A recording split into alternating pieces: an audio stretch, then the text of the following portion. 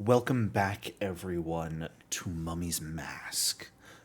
In our last session, we had a bit of time to rest.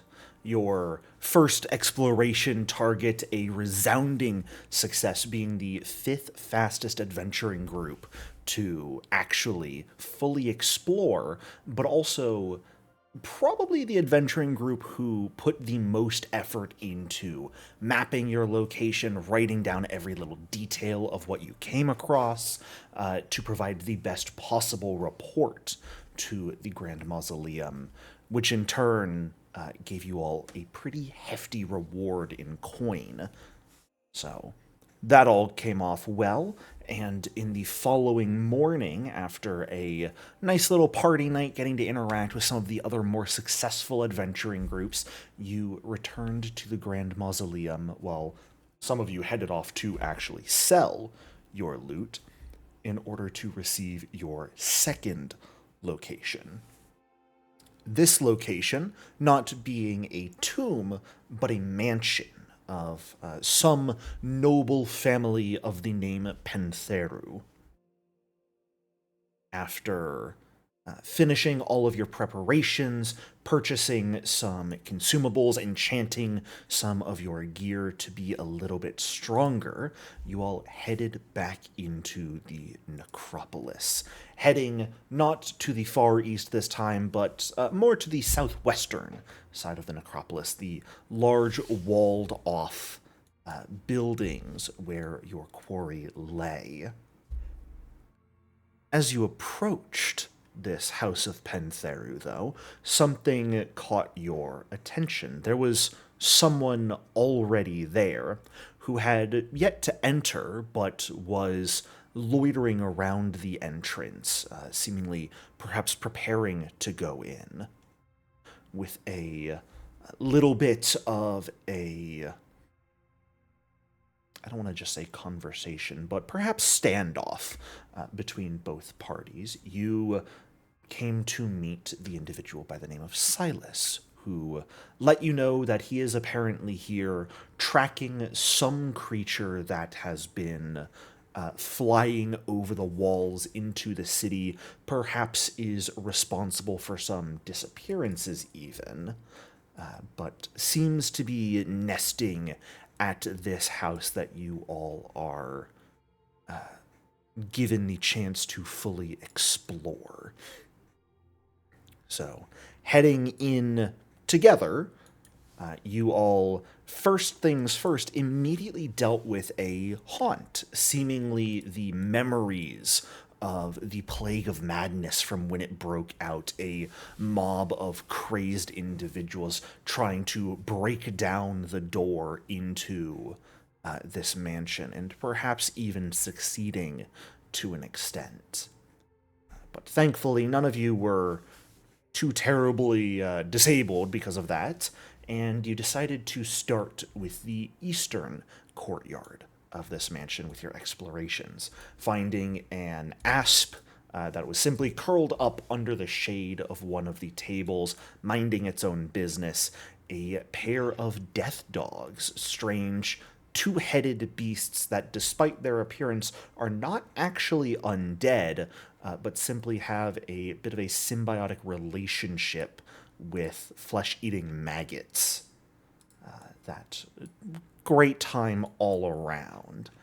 You found a filled-in well, which I believe you found a coin in after a lot of digging. And upon looking in these northern rooms and buildings of the courtyard, you found a massive scorpion, seemingly also sort of chilling in the shade up on the wall and ceiling of this pantry, and you decided not to mess with it. Let's just leave that alone for now. You saw a number of what appeared to perhaps be bones in here that could perhaps animate into undead. You're unsure for certain. And you have yet to open this door and find out what is inside. Instead, you decided to open up the doors to the manor itself, seeing from the back end what graces your appearance. And a few hallways that open up into varying other rooms.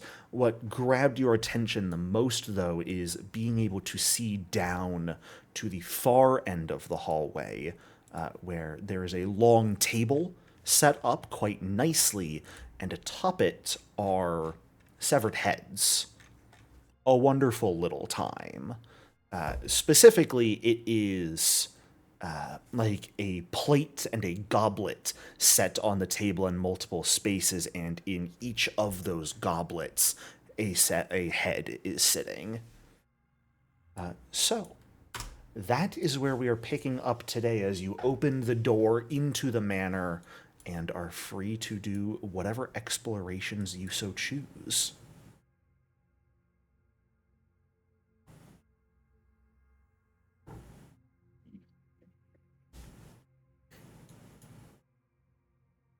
That's pleasant. Okay. As you all decide to begin stepping into the house, let's go ahead and redetermine real quick just what exploration actions everyone is taking and make any relevant rolls for those. Seek. Sounds good. And I'll get a perception going here. I will Yeah, roll I'll stick perception with as well search since I'm as in well. search. Sounds good. A couple searching. Solid detecting magic.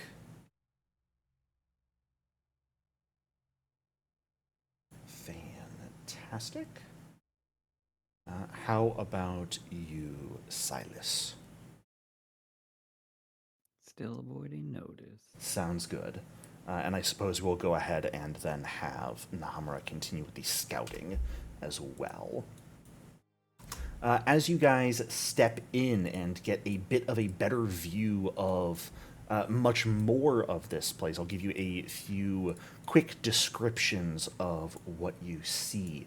To the north of you, that more open room that has a door seemingly opening out into the pantry is very likely the kitchen. There are stone tables against the western wall, as well as the southeastern corner. There is a large butcher's block in the corner, and a large stone oven sitting in the middle of the northern wall.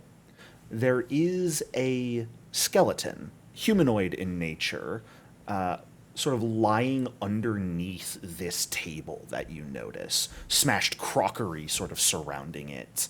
That is what you quick notice of the room to the north.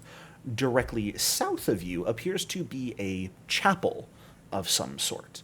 Hieroglyphs, images of the divine covering the walls. There is a small stone shrine, very dusty, thoroughly defaced, but otherwise relatively open.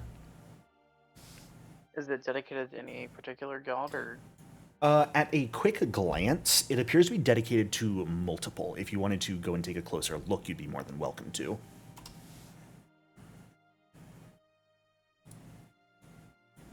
I walk through the door and die. Yeah. As you walk through the doorway, realistically, more than anything else. Taking a quick look around, you are able to speak Ancient Osiriani, correct? Yes. Fantastic. Yeah, taking a quick look around, the hieroglyphs on the wall are very much praises to three deities in particular, Abadar, Pharasma, and Sarenrae.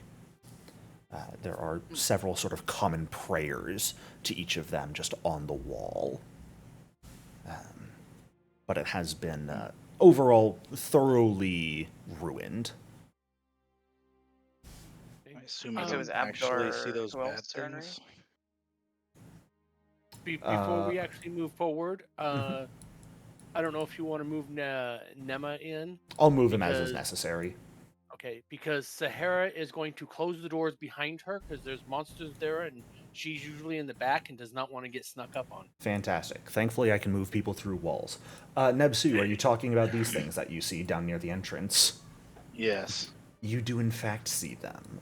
What appears to be, through the darkness, you can spot a pair of skeletons sort of standing listlessly a bit in what you can gather was the front room, likely the entrance place of this. The one in the back you can see that's closest to you does have a bow sort of just hanging at its side, while the other one has a blade in hand at the moment. They don't necessarily appear to have responded to your presence as of yet, but they are certainly there. They're certainly animated. There are skeletons south of us. Yeah. Usala, when you stepped into the shrine, you would have been able to get a bit of a better look into the sort of inner courtyard of this place, which there is light shining down because there is sort of an open space in the roof above to allow light in. You can see a sort of upstairs walkway as well, but while most of the ground is still tiled and in decent condition, there is a large square sort of patch of earth and sand in the center underneath the sunlight. There are a couple columns in each of the corners, of course. The walls are decorated with symbols and hieroglyphs, mostly animals, celestial creatures, the sun and moon, things like that. Half buried in the sand, pretty much in the dead center, is a beautiful-looking female statue.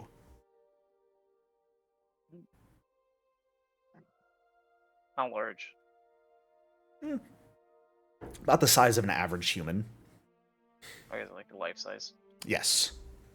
But sort of like probably cut off at the waist and buried at a slight angle. Well, make a note of that on the way out. See if we can bring it with us. Sure. Do I recognize it as like a person from mythology, or is it just a statue of a woman? Give me a recall knowledge.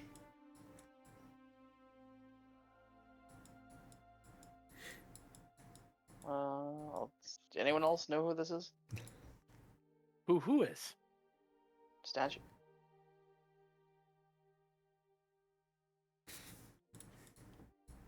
Is sort of able to lean around and look into that central area. You all that come that way are able to see the statue there. At a quick glance, Usala, it doesn't appear anyone that you recognize. More so just a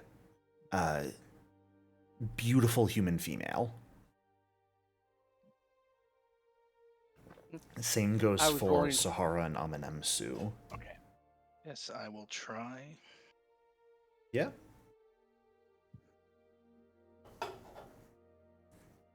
Yeah, all of you taking a look at it. It nothing sparks any sense of recognition as to what the statue may directly be. However, Sahara, something about the statue feels off to you. You can't exactly place it. The statue itself looks to be made out of rock and sculpted sandstone, but there are specks of dust sort of every now and then being blown from it by some sort of non-existent wind, which is two things that are strange about this. So that the statue is very concerning, but what I'm more concerned about is the fact that we're splitting ourselves up quite well. I know, you guys do me so them. nicely. And to those of you, since we have skeletons down here, I'm gonna get back closer to the the main fighting force. So Sala, you may want to come with me, because you don't want to get ambushed. couple other things, since you guys to the north have moved a bit more as well. The room you appear to be directly below right now does appear to be another, perhaps, dining room. Much smaller than the other one that seems to have the heads in it at the moment, but still some sort of dining room. Perhaps for the servants of the family would be your quick guess. Sorry, I know I paused. You are free to move, Usala. I just wanted to give some descriptions. You're good. Notably, I'm trying to figure out who all has dark vision. Oh, you guys are in such a perfect line right now. I wish. Instant Lightning bolt would TPK. kill us all. One of these days. What was that move, Emsu? Gotta... Oh, go back a moment. I'm trying to give descriptions, that's why I paused. There are, in fact, from what you guys are able to see, more heads on this table. There are, from what you're able to see, probably 6 severed heads, all sitting in goblets on that table. Interesting. I assume they're like super desiccated. Go ahead and give me a blind medicine check. Great. Okay. It was more, it's obvious if a head is desiccated. Or Yeah. like, not fresh, but. You know what? Actually, there is no need for a roll. They are not just sever heads. Sorry, I've been slightly speaking. They are skulls, just full skulls. Oh, okay, cool. Okay, that's because Yeah. I'm like, well, are they like fresh? Like they just died? Like, okay, maybe we should probably leave this. Well, hey, if they're leaking blood from the neck wound, you wouldn't see it because it'd be filling the goblet. Exactly. That's what I was like asking how fresh they ish. No. No, they are skulls. Skulls. Cool. Unfresh is the answer. Cool. No, thanks for not having me make a medicine check to know that they're skulls. Yeah, you're welcome. I got you. As you guys are sort of taking this all in, there are certainly more skeletons you guys notice down near the entrance now that also have yet to move and act. They almost seem like they are standing on guard. They're all sort of facing the front doors to this place. But you all hear a voice speaking in ancient Osiriani. So, unfortunately, Sahara, you have no clue what's being said. You just hear a voice begin to resound out, actually, from the statue. Hello? Is someone there?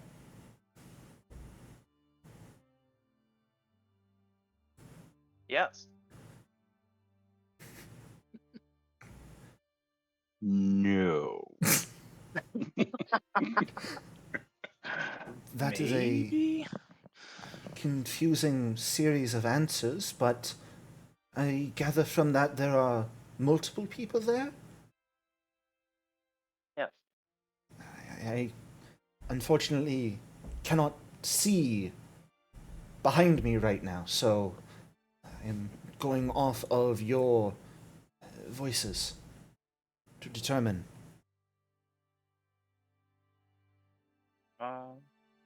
What Who direction are is she facing? you? Straight down or? Yeah, she's facing the front entrance. Oh, okay. I am Hisharu, I was a spirit that was bound to the family that once lived here, acting as a steward of their daily affairs. I have been locked here ever since, unable to escape. That's not good. Was this gonna- intentional or some sort of accidental magic happenstance? You questioning my binding here or my Yes. imprisonment? Both? Both. The binding was intentional. I owed the family a great deal in life, and when my time had come, they offered me the chance to assist them after my passing, and I gladly accepted, but now that the family has passed, I am entrapped here. I have no way of freeing myself, and as you can see, the passage of time has not left this form particularly capable of movement.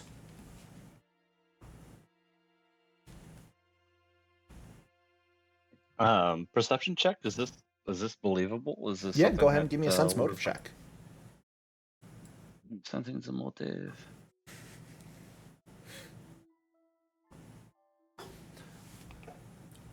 It sounds of a world-weary voice. I mean, you can only imagine, Amanemsu, you have your own experiences with long lives, let's say.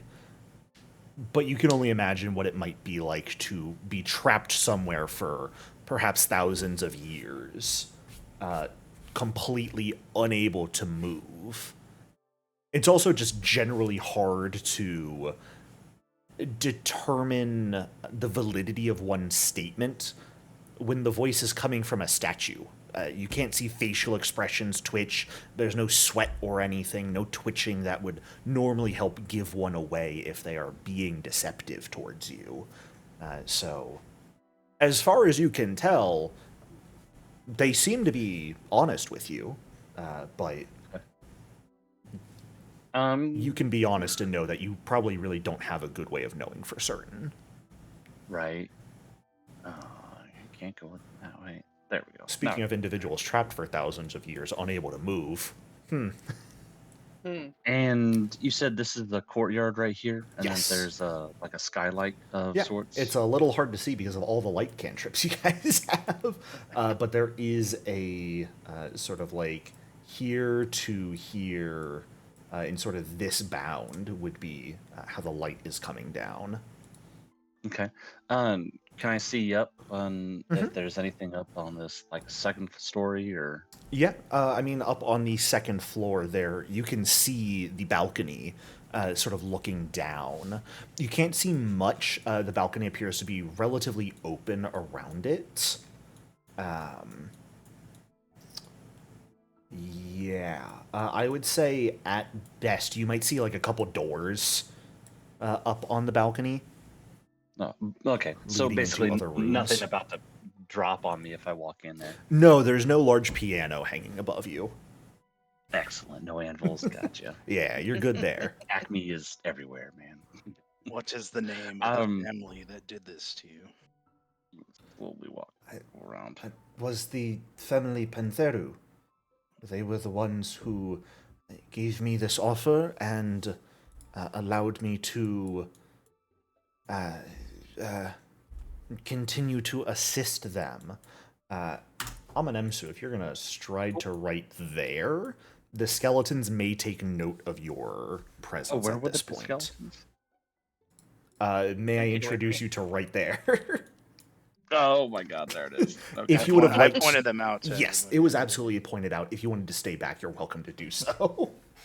Yeah, I was trying to get in within eye shot of the statue. I see. Yeah, trying to sort of skirt around so you can see into their eyes, but perhaps not alert the skeletons. I think I'm going to ask for a blind stealth check here from you if you're trying to do that, just because of the distance. It's pretty damn close. Here we go. I hope this isn't like the skeletons of the family she like is bound to. Are you asking that? Sure. Do you know these walking corpses? I do know them. They were family guards who were caught up in the plague and have, like myself, continued to try and serve the family after our passing. However, I must admit a bit of jealousy towards them. As mindless as they may be, they can still move. Hello Can you there, by command the way. them? No, unfortunately, Hi. they have no minds left. Damn. So With all this talking going on, Yeah? Solid, do you know what is being spoken?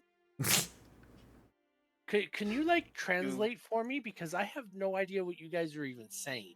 Do you not speak in Osiriani? I speak Ancient. Osiriani, but not ancient Osiriani. I might need to look into getting that fixed, but right now I don't, because everybody seems to be all this hot up. But I mean, you guys are yelling across the room. Wouldn't those skeletons like notice us yelling? Look, they're a little stupid, okay? Seem bound to defend the front door. Yeah, Say in very broken modern Assyrian.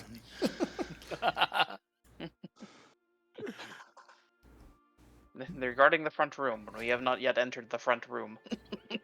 They have lost many of their faculties since expiring. They are not the most attentive. Their ears do not work quite so well these days, so they truly rely, much like myself, on what their eye sockets are able to perceive. So it is So easy she to can evade understand them. me.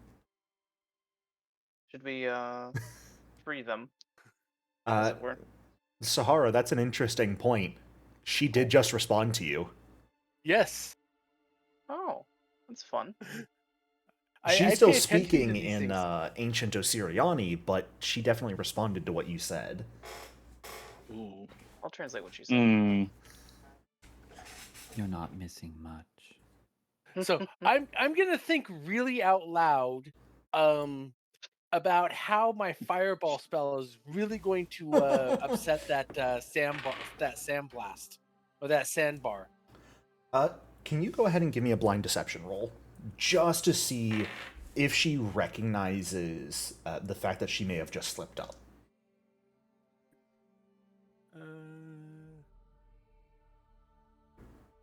Interesting. Oh, I need to make this blind. I almost rolled public. Yes, please. Okay. As you are talking aloud, and I think the rest of you sort of go quiet at this for a moment because perhaps all of you caught on to this.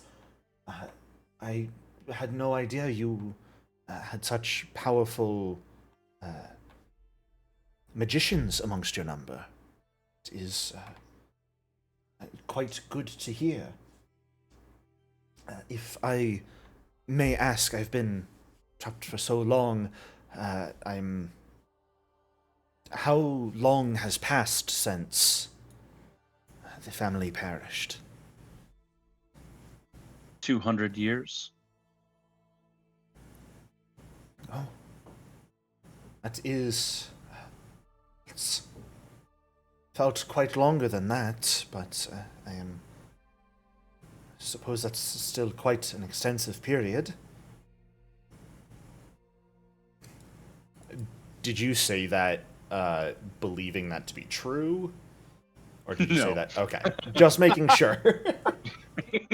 Sometimes I've had players say things that they sound real confident on, and then I check and they... I think you're missing a decimal place there, but I wasn't going to correct Right, they that had the out. number completely Yeah. I wrong. was like 200 years. Okay, sure. That's like 10%. Sahara Yes. was alive. Whatever. It's been much longer than 200 years. Right, come on. I just had to check. 2 days. So No, I'm it's gonna been 20 start. years.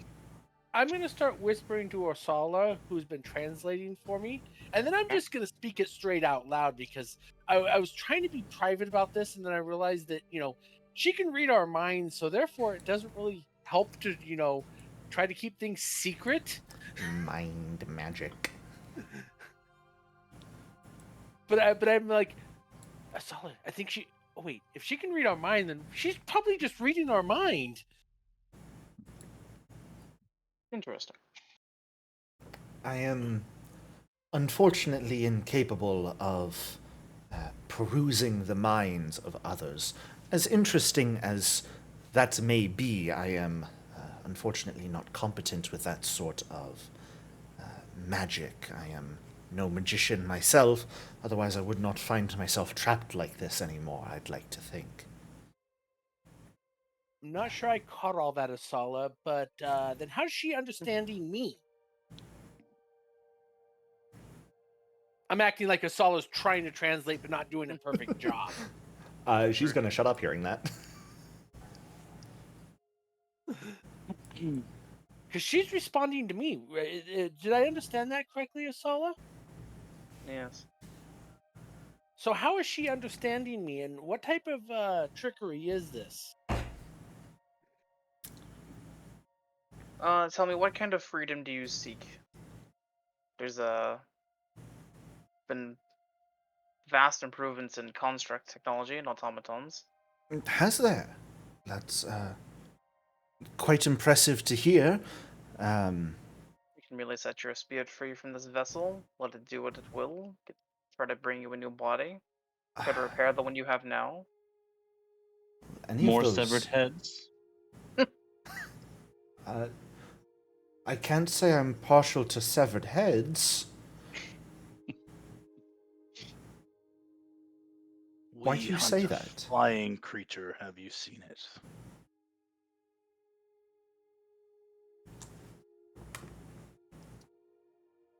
That was a tangent. Why do you say that? There's a table back here. Is this a kitchen? I don't know what kind of room this is. Dining room. The dining room has many heads on it. Were those there long? You have other companions here besides the skeletons? Um. Hmm. Hmm.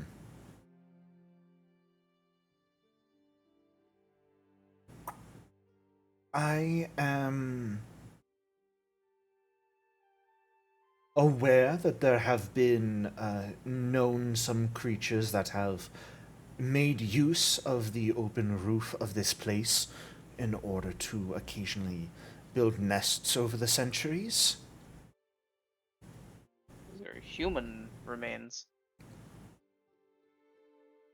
Well, the family that lived here was unfortunately murdered in quite gruesome fashion.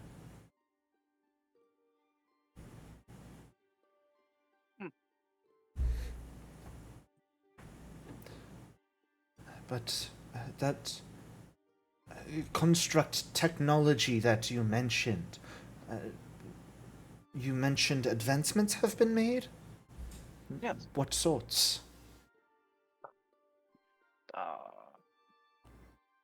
Actually, hold on. This is a conversion, isn't it? What fucking year is this?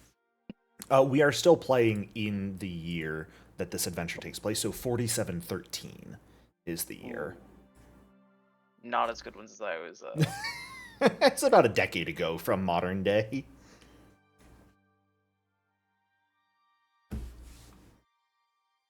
What year was Alkenstar founded? Alkenstar's been around for a while. All right. Some of our northern neighbors are making some clockwork. Alkenstar's to the south. Yeah, I was gonna say, isn't I it don't know, south? man. You Maps are hard. Osirion is the far northeastern tip of Garund. Oh, okay. So you've got south of you would be Katapesh, then Nex, then the Mana Wastes. Ah. So three There's countries down. Some engineers have built a city to the south. Or I guess a city-state. They've made buildings out of clockwork. Oh. Well, that is quite interesting to hear. But are such inventors around here? I can't imagine individuals far to the south would be able to assist much in my current plight. Well, you've been stuck here a long enough time. That's a. Wait, what's the name of the event that's the opening of the tombs? Yeah, there's not really like an official name to what's going on. It's an opening of Osiriani, basically, or an opening of Osirion. Now that the Pharaoh's open, the tombs are attracting interesting folk from all over.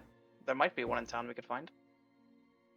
The tombs being... The pharaohs are back in power? Yes. Oh. Oh.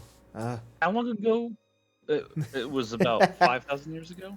That the, Kellish took control? Yeah.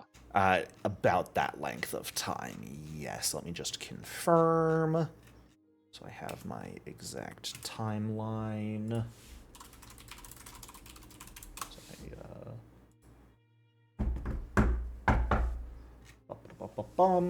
Yeah, it's been, and this is common enough knowledge, that the Kellish were in charge of Osirion starting around 1530-ish. And then it's been maybe a century since the pharaohs have been back in power.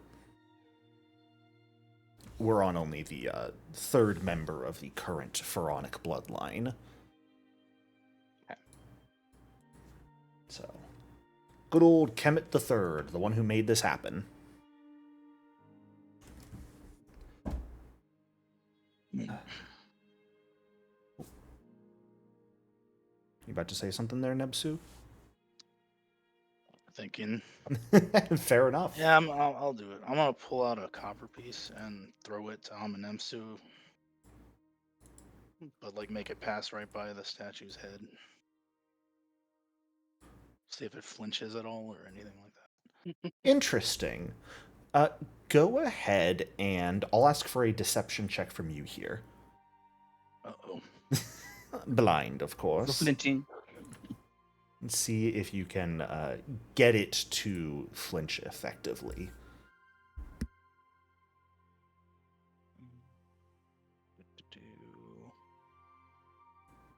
Blind.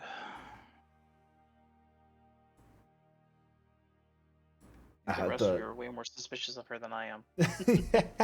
The coin goes sailing past the head of this statue, Amenemsu, whether you catch it or not. The statue does not move, but... Oh! Hello back there. I hope you didn't intend to strike me with that. Yeah, I wasn't suspicious until she started understanding modern Osirian. Well... she's some servant construct spirit thing. I assume the magic could translate. Seems like something I'd programmed into my spirit if I got one. Yeah, would that be like an Arcana or a religion check to... Yeah, I'll allow a recall knowledge on that. I should also mention, Usala, notably, you are not detecting magic right now. Interesting. Now, granted, I do not have entities like spirits actively trigger detect magic. She said she was a ghost. Yeah, they do not have any of the magical traits in their creature traits typically, so they are not... They are simply beings powered by void energy, but again, that comes back to the fact of, realistically, all of you are powered by vitality energy. That does not make you magical. So would you... If we had, a soul sense, I think she'd ping that, yeah? Soul sense would ping that, most likely, yes. I do not believe you can get that as a sorcerer until 6th level. I might be remembering that wrong, though. I don't believe you have it at this level. No, not right now. Amenemsu, can you repeat your question one more time for me? Ooh. I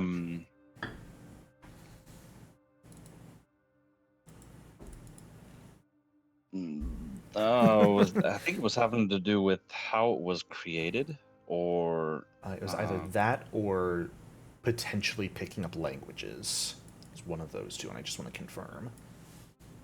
Yeah, what would be the extent? It was like an Arcana or a religion check is what I was thinking along the lines of. Yeah. Of what the, whether or not, what are the limitations of what this is. Like, Yeah. how is it bound to this thing? Like, And if hey it ho, was, you have undead lore also. yes, I do. But like the statue's broken, isn't it? Is it not? Yeah, I mean, Used to like do the it, like, cut statue in itself half. isn't it's it's a kind of bisected. Mhm. You are not the most familiar with the practice of summoning and binding spirits. Well, you have knowledge of all of the magical practices and undead. The act of creating them is not particularly a specialty of yours. You Mhm. are... In your mind here, it perhaps stands to reason that, yeah, absolutely. If this was someone who was reanimated after death in order to serve as a steward for this noble family, then yeah, it would absolutely make sense that they would pick up additional languages as they simply as time passes on, as they come across people speaking new languages. They should absolutely be able to just learn those quickly enough that they can engage in that conversation and know what's going on. But as for the binding practices, those you're Mhm. not something Mhm. you're certain about. Sure. So Wonder if we could get her to teach us the ritual later. are you saying that aloud, Usala? Uh, one muttering it to myself under my breath. Okay, fair enough. She never actually answered my question. She just kind of replied with a question. What was your question again? What degree of like freedom does she desire? Right, that's fair. Yeah, no, she didn't answer that. I'm not sure anyone in this group is powerful enough to free you from whatever this is. So what do you want us to do?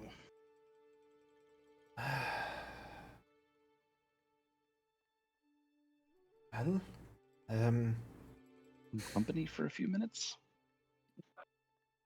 I would certainly not be remiss for some company. Um, if this may sound a little strange, but I would enjoy being able to see you all. Well, I think they're still worried about the skeletons in the foyer. I mean, Oh. you can just get this out of the way. The hand starts sparking and lightning. Are you going to attack? I'm readying a spell and saying that out loud. And seeing what other people's response to that is. To hide behind a wall. Classic.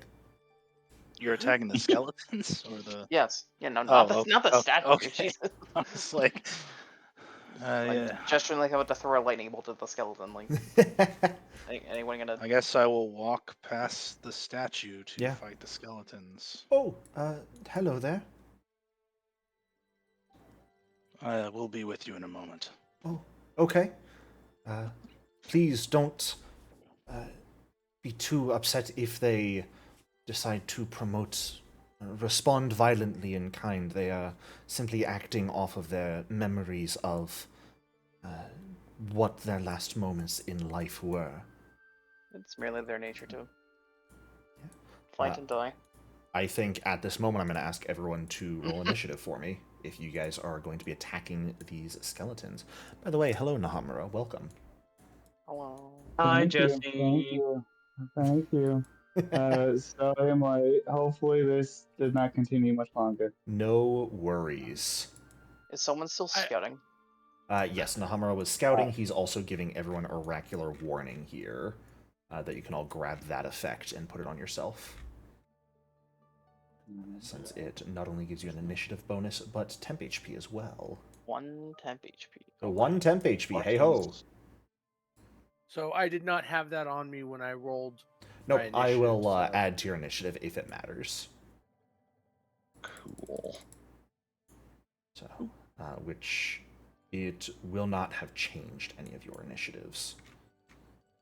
Namahempsu, the only thing that happened while you were gone is I closed the doors behind me and I forced the GM to drag you inside.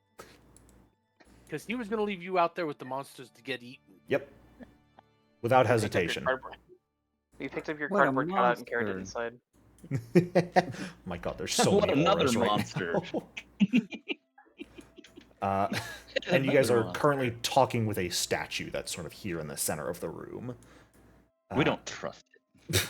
Well, that's rude. Well, some people do, and other people don't, and some people don't care. Well, as you guys move to perhaps destroy these skeletons, Silas, you are the first to act. Great. Okay, well, let's repeat what we did last time. So I'll give it to, I guess, 4 in the front, because Sahara's chilling in the back. Sounds good. One stride, and then I don't know, since I was doing, I don't know if I assumed that I didn't get detected by these skeletons. Since they aren't looking at us, so they're off guard to me until They will not be, unfortunately. Your stealth roll was a natural 1. Oh my gosh, all I've gotten is natural ones on every single. It's stealth roll. not been great, I unfortunately. mean, it's fine. I don't care. But Usala, Nebsu, Nahamura, Amanemsu, all 4 of you can move up to half your speed here if you'd like. From Silas's winds. Ooh.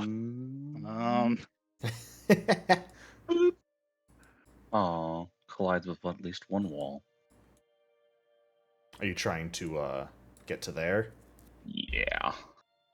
Just move and then I move can down never again. get that to work. Are you on the measuring tool or just the move tool right now? Well, usually on the measuring tool, you can do like one thing. Yep. If Control you and then hold control and then left click, it lets you make anchors. Meaning. Is that, Then okay. spacebar should execute it. I would There point it out is. both of us go like Yay! really late in the made initiative it. order. Whoa! Howdy, boys. I like that we're in like little groups. It's a rattling Actually, time. everyone's in pairs. That's so neat. And Yeah, the notably, voice is in. Oh, go ahead. The voice is in my mind. The voice in my mind does count as a pair.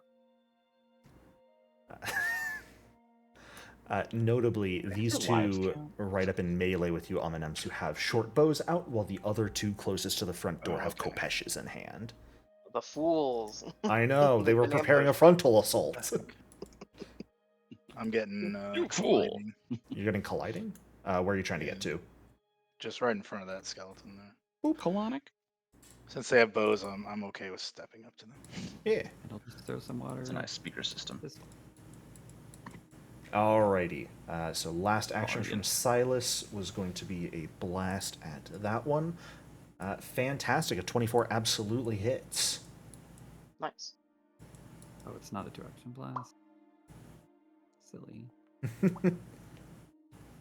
All right. 3 points of bludgeoning damage. These are a skeleton, so they do, of course, take it all. Hooray! That's a And that is going to bring us to this skeleton right here, actually. That, you know, as the blasts come in, as you all charge to the entrance, they are going to rattlingly turn around, their lower jaws sort of hanging open as they turn in surprise, and is going to step backwards and draw their bow and fire it. We're going to leave it up to the fate of the dice who they attack here. Amanemsu, you are getting shot first, the non-heavily armored one. Hell yeah. You are going to take an arrow to the face. It is going to miss. And the second arrow is going to fire at you as well here. Just as this thing turns around, it's going to stumble backwards, but still manage to, with pretty good precision and care, take 2 shots at you. But these are regular skeletons. Both of them miss. You just turn and dodge them both easily. They lack the muscle to properly execute a. Pretty much. Whereas this one with the Kopesh is going to stride forward to right here, not triggering any reactive strikes, since Nebsu does not have a reach, I don't believe. You don't have reach, do you? Not yet. Oh, thank no. goodness. I've got other fighters with reach in other games, and it hurts every time. But striding forward, they are going to strike at you with their Kopesh, Nebsu, which is going to manage to hit here for maximum damage, 12 points of slashing damage into you.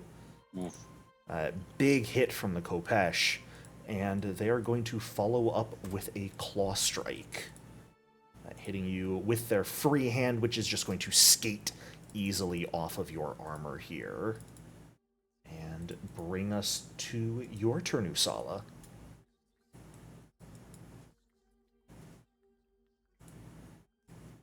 What you got for us? Kopeshes are one-handed now? Mm-hmm. Yeah, Kopeshes have always been a one-handed weapon.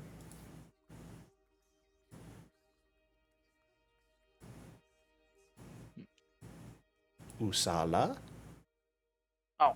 Are you with us?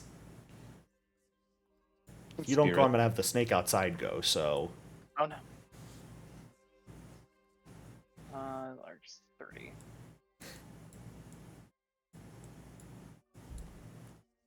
So they have to both be, for it to bounce, they have to both be in range of my initial 30. For electric arc? Yeah. Yes, both targets have to be within 30 feet of you. Step. It's not like chain lightning. Yeah. Not yet. Not yet. Much later. We get there when we get there. Zap. Okay. Now, I do feel, I was going to say, I think it's pertinent enough information, and probably, I think I'm going to say this is fair information for you guys to know in advance. Skeletons are common enough undead that knowing generally they are going to resist piercing, slashing, cold fire, and electricity damage. That's just something all skeletons inherently have. Never mind. So I will let you absolutely do something else if you would like, because I think that is fair enough to be information people would have. Especially if you are preparing to go into a necropolis. Yeah. 3 action force barrage. Okay. Resist this. I don't think they will. Have some force damage. Fantastic. And hey, we can just combine it all like that. Oh, nice. 13 total force damage. Not quite enough to shatter this skeleton, but absolutely enough to deal quite a hefty blow to it. And Sahara, that's going to bring us over to you. Now, Sahara realizes that she's behind everybody, which is good. But at the same time, there's 2 doors over here that have monsters on the other side, which is bad. Yes. So she is going to step. Yeah, she is going to step out. Sounds good. And get closer to these people, and get someplace here. Mm-hmm. Now I can see everybody. She is going to give a good courageous anthem. Love it. Are you just casting it, or are you? I'm just casting it. I'm not doing the lingering composition. Okay. Fantastic. And then for my last action, so everyone, make sure you grab this courageous anthem effect here. Nice. I think I will cast shield upon myself. Sure, get that defense up just in case. Being in the back does not inspire me with confidence. Alrighty, that is going to bring us to this skeleton right here. They are going to stride backwards towards the door with their bow and fire upon you, Amenemsu, once more. 2 quick shots with the short bow. The first one is going to hit. For a pretty high 7 points of piercing damage.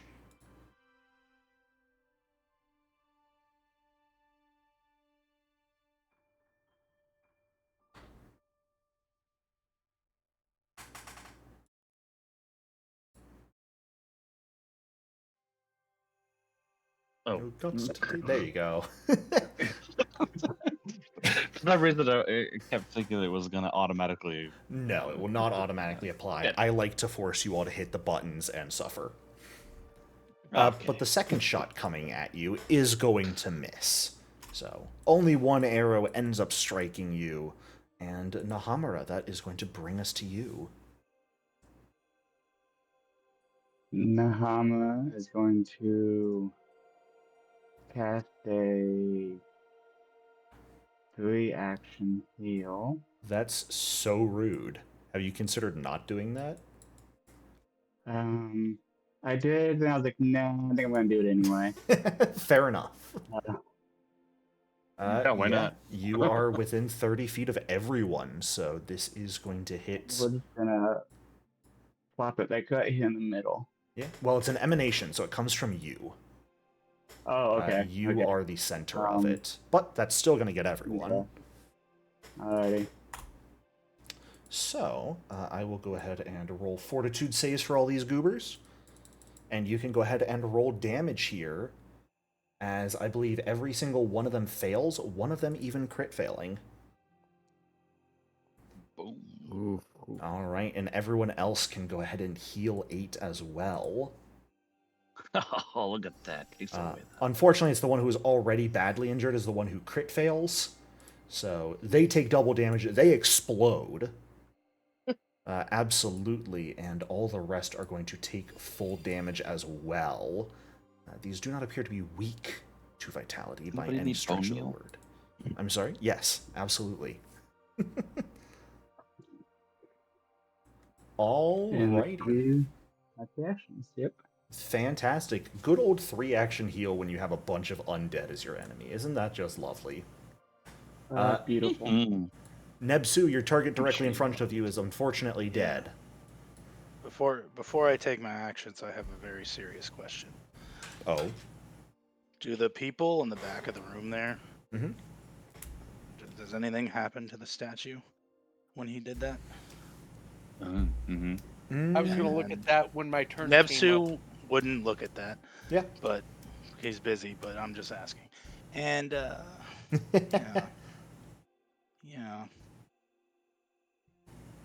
Where do I go here?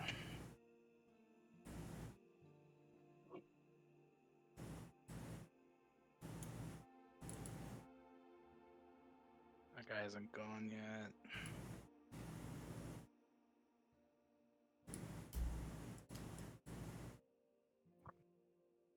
Guess I'll just step up and swing. Sure, why not?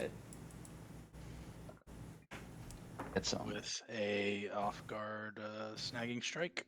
Sounds good. And here we go.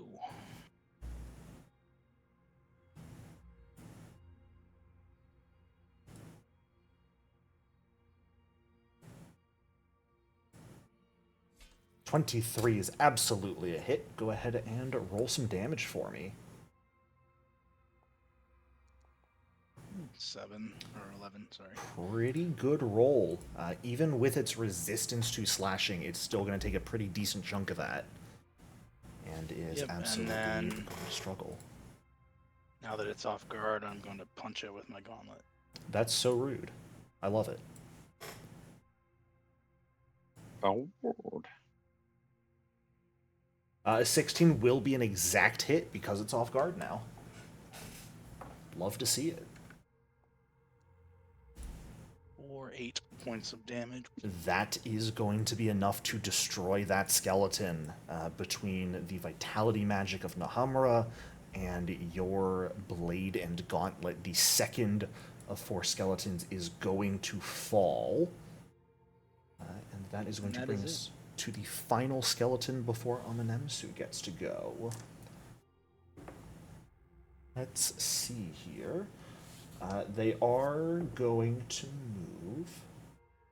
However, they're going to move in a little bit of a stupid way. They're going to move here and to here as part of the same stride, which does trigger a reactive strike from you, Nebsu, if you want.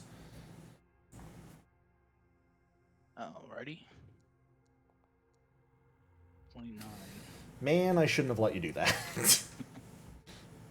Well, darn.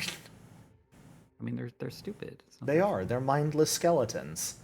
I quite Not literally as good rolled as to some see of if it my was other gonna. rolls. Not as good. That's still enough to obliterate it. What do you mean? Amanemsu, that's going to bring us over to you, as only one skeleton still remains, and it's already pretty badly injured by the vitality magic. Well, I always like to learn something new. Let's see. Do a recall knowledge on those guys. Sure. What are you trying to figure out?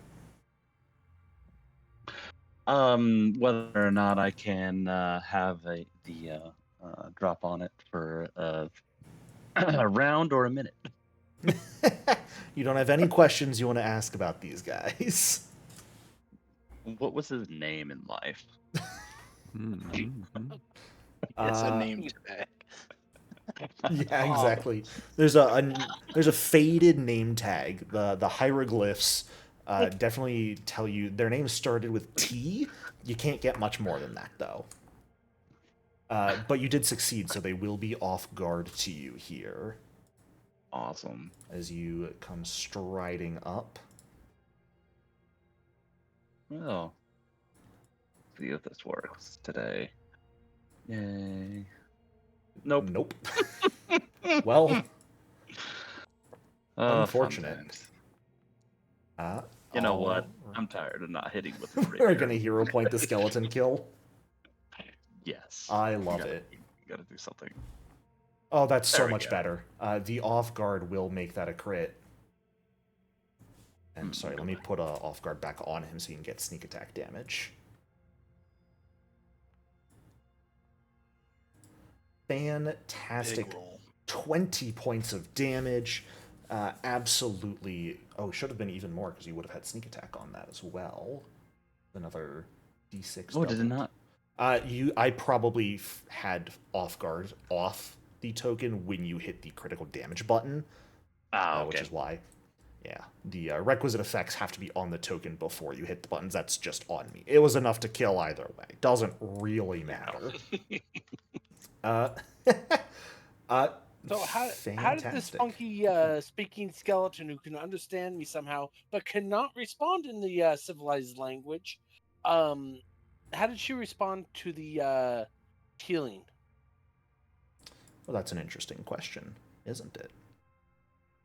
And I'm in a perfect position to ask it. Silas, are you taking a look at that in any regard? Were you paying attention for that? I mean, he's right there, but I don't think he's worried about the statue, like, to be honest. That's not why he's here. So, like, he doesn't perceive it as a threat. So. That is completely fair. Let me ask you this, Silas. What do you do in the following 6 seconds or so once all of the skeletons were destroyed? If you were to have, say, 3 actions to do something. Oh, three actions? Yeah. Like a normal round. Yeah. What would those okay. be? I think he would. It can just be delaying if you want. No. I mean, Okay. he would. He's. With the bodies. Yeah, that's what he do. I think he would just stride up and. There's this guy that keeps. Good old Ocean's Balm. Because who doesn't like healing? Who doesn't like healing? Yeah. Wait, you have a healing spell with no cooldown? That's nuts. We used it last time, yeah. Kineticus Power has of the 2 tides. different potential healing abilities. It's wild. I mean, I could be giving you guys fruit too. Be like, here you go, have some fruit. Here you go, have some salt water. Here you go, have some fruit. Here you go. Have some... Consume. But yeah, that's what he would do, and then Yeah. there's nothing else though. But Absolutely. Well, Sahara, while you are paying attention to this statue, it unfortunately is acting next. It did not expect you guys to destroy the skeletons so quickly, which is why it did not act last round, but that is a miscalculation on its part, much like everything else it is doing. I think what it's about to do is a miscalculation on its part. Incorrect. I need everyone in the party to give me a will save, please. See, that's why I hid behind I the didn't get wall. far because enough away. my last would not action have on my been hit. turn was immunity to will saves, actually. Is that what you were doing, huh? Do we get courageous and Is it a fear effect? It is not a fear effect. Okay, and, nobody gets Is my it an bonus. auditory effect? Amanemsu, actually, you are not in range of this. I'm so sorry. So you do not have to Woohoo! roll. I moved away. Is it It is an not auditory auditory. No, this is an no. aura. Oh, but it didn't add +10. Because I think I failed. I'm It pretty didn't sure. add +10. Did I turn that off? It's only a +10 when you hero point. Didn't you hero point? So? Usala has not hero pointed yet. That's just his base roll. I'm about to. Oh, okay. I thought I saw things disappear, so I thought like somebody hero. I deleted Amanemsu's roll because he succeeded. Oh, okay. Sorry. Or he Because didn't I'm need to roll. bossing it right now. Okay, fantastic. Yeah, as you are watching the statue, Usala, it doesn't technically work because there's technically a round of combat, you weren't still casting it, but I think it's fun if in this exact moment the fading remnants of your detect magic ping an effect. Nebsu, are you going to keep that roll or are you going to hero point? It's not a curse effect, right? It is not, no. Okay. Yes, I will hero point. Sounds good. Okay. Fantastic. All right. Usala, in the next moment, as that like remnant of your detect magic pings, the presence of new magic you were unaware of, whatever this new magic is, washes outwards from the statue, spreading over pretty much all of you. Thankfully, most of you resist, because the only person who doesn't is Usala, and you all watch Usala fall unconscious and just collapse to the ground. What happened on a crit fail? Not good. But as this happens, Sahara, watching the statue, those sand particles you noticed moving on it when you first saw it, that first gave you sort of an ick about it, caused about half of the statue to begin to immediately melt away. The humanoid figure transforming into a much more Medusa-like horror. Tentacles, an enormous jaw that widens, mouth full of fangs, nearly as large as its head, as the statue is going to take its turn. And, well, I mean, we have an unconscious Usala directly next to me. I would be a fool if I didn't slam into him, wouldn't I? Mm-hmm. So, Usala. I mean, yeah. You're also a statue, so. I am a statue, but I'm also going to crit Usala here. Hey, what if you didn't? Too bad, so sad. That is going to be maximum damage for 32 points. I'm Ow. so sorry. Well, I'm already unconscious, so it didn't do anything extra to me. That was. Oh my god.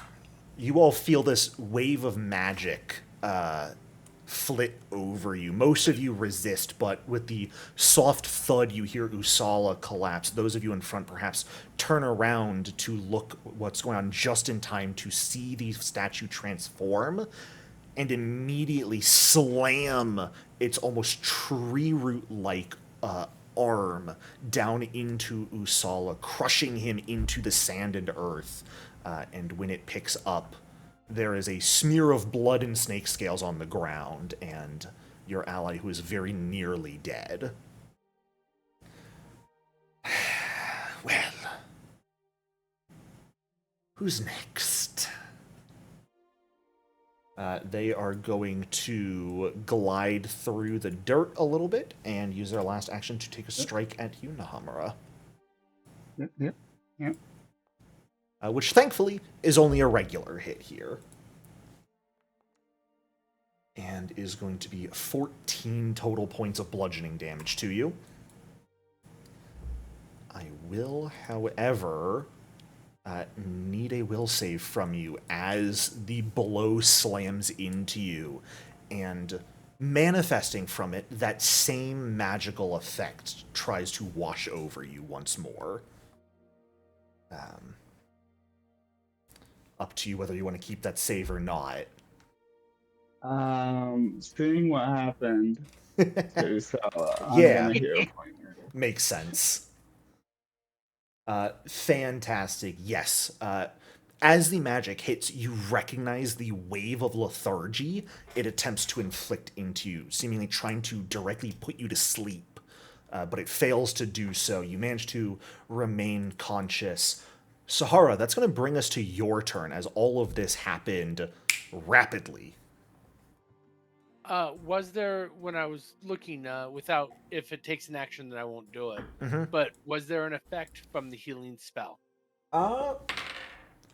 I'm going to say you did not notice whether the magic permeated or not. Okay, well, I'm going to, because I need actions, I'm going to lingering composition. Oops, I have a button for all this. You do indeed. Make sure you take the hero point back before you use the button. Yeah. Oh. Or not the hero point, the focus point. Yeah. I can't speak. I knew what you meant. I'm glad. And thankfully, that will be a success. Okay. That means everybody has it for 3 actions. Everyone except Usala, unfortunately. Yes. But fortunately, Usala is going to get a nice soothing heal. Oh, fantastic. Because that looks scary. My character's not afraid of everything right now. Do you think it's fair to say you would have cast Soothe first just so Usala could have gotten the effects of Courageous Anthem? No, because my character is not battle-weary enough. Fair enough. Battle-aware enough. The first thing she does is always play music. Once she gets more experience behind her, she'll probably start thinking about these things. Yeah. So the real question is, does Usala actually wake up here? Yeah, I'll say you wake up. Okay. The effect was not necessarily keeping you unconscious. There was no part of the magic that prevented you from being woken up normally. So I will say the unconscious from dying definitely superseded it, and the magic will wake you up here. As you're not really sure what happened, Usala. One moment you felt a ping as your detect magic went off, and the next moment you were lying in the dirt. Night. And now everything hurts. Yeah, now everything hurts. Hey, your scales are a lot lighter now for some reason, though. I'm not sure where most of them went. And that is all 3 of my actions. Fantastic. Nahamura, that's going to bring us to you.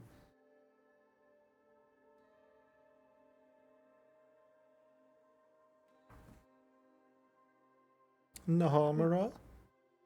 Jesse. Yeah. I'm here. Okay. Just got to confirm. Yep. I'm going to.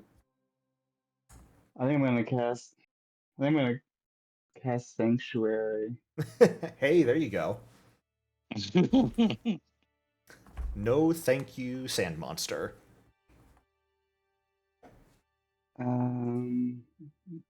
Yeah, we'll cast Sanctuary. And then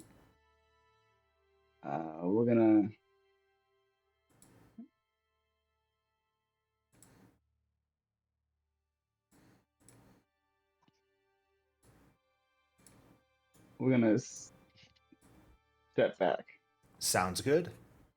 Protecting yourself from getting hit any further and taking a step out of reach just in case there's a reactive strike you have to worry about.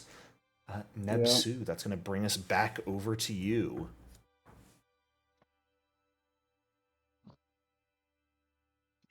Oh, don't run into melee. How dare you?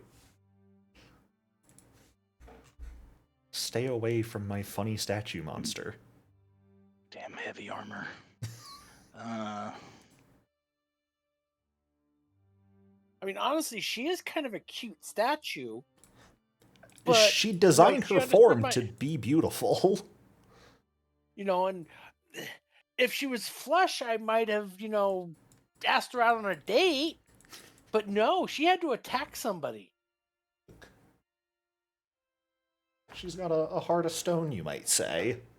She's just a bad girl. I will snagging strike. That's so rude, Nepsu. Could you consider not doing such a thing? She almost killed somebody. She did.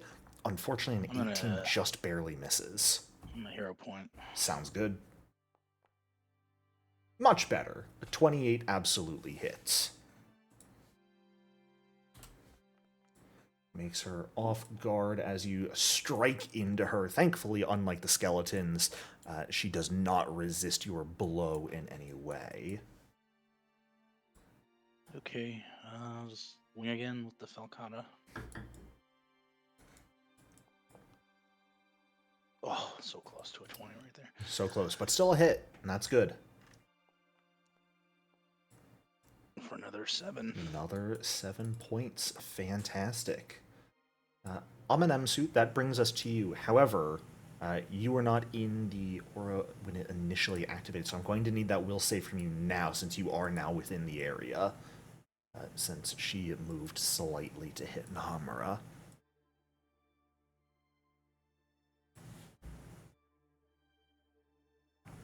Yay, I have a button. You do We indeed. believe in you. I like buttons. Damn it. Well, that's unfortunate. I don't want it. Just Yay. fine. You do not fall asleep where you stand, thankfully. God, what a rude aura. Can I be honest? Dude. It's a TPK aura. Right? Yeah. No, this isn't a fucking dog. Thankfully, He is off guard, so. yeah. She is off guard to you no matter where you go. Thankfully, it is an aura that no matter how you roll, you are immune to it for 24 hours. So, aside from the first roll, you guys do not have to roll again against it. But very rude. Now that I have a better idea, well, dang it, keep doing that. Now that I have a better view of her, Yeah. do a recall knowledge on her. By all means, go for it. What are you trying to figure out? Let's see. Well, hopefully she's off guard. Mhm. But let's do weakest save. Weakest save, yeah. I'll even give you a bit more as she has officially sort of revealed her ploy at this moment. I'll even let you know exactly what she is if you'd like. Oh, I would love to know. She is an elemental creature known as a sandman. They are effectively earth elementals that disguise themselves as ordinary piles of sand and rely on soporific powers to put people to sleep in killing them. You know what? I think I read somewhere that they would prefer to be sand people. That's fair. They do pride themselves on being quote-unquote free thinkers and are typically quite arrogant compared to other elementals. But weakest save is absolutely going to be reflex with her. And when people ask for saves, I typically give best and worst as a single question. She's an earth elemental. You're fairly certain fortitude is going to be her strongest. Yeah. Okay. And just the one, right? You know what? I'll give you one more question. Why not? You rolled a nat 20. Hell yeah. So she's off guard to me for a whole minute. She's off guard to you for a whole minute. Yeah, go ahead and give me one more question. Right. See if she lasts that long. Any weaknesses? Any weaknesses? None that you can think of off the top of your head. Cool. Okay. She is, at the end of the day, made of sand. All right. Amenemsu would call out, stay away from her fortitude, go for her reflexes, and see if he can't pull out a smack with his rapier. Go for it. 21. Absolutely a hit. Is there a way to Add the off guard. Or yeah, whatever. What is? If you are You targeting can- her, you it can- should automatically have sneak attack Oh. turned on as long as they have off guard. Yeah, just like that. You can also manually turn on sneak attack. You can, if necessary. Yeah. But with the skeleton, I simply just didn't have off guard on the token when you clicked the damage button, which is why it was still turned off for you. Normally, as long as I have off guard on them, it will automatically turn on sneak attack damage. Foundry is sometimes well coded. A miracle to all of us, I know. But I I'm pretty believe, sure that's 3. yeah, Silas, that's going to bring us back to you as the statue has turned violent. Who could have seen that coming? Yeah. Not him.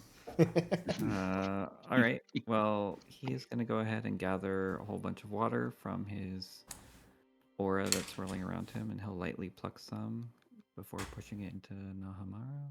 Sounds good. And a little bit of healing as well. A little bit emphasis on that. 2 points of health back to you. And then he will send a 2 action. Oh no, and your curse.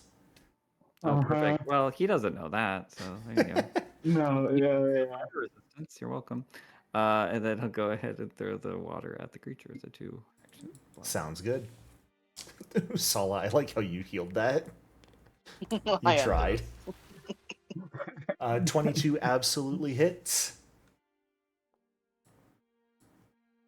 10 total bludgeoning. They're definitely taking the hits and aren't looking amazing because of it. Usala coming back to consciousness on the ground in pain. You do get to act.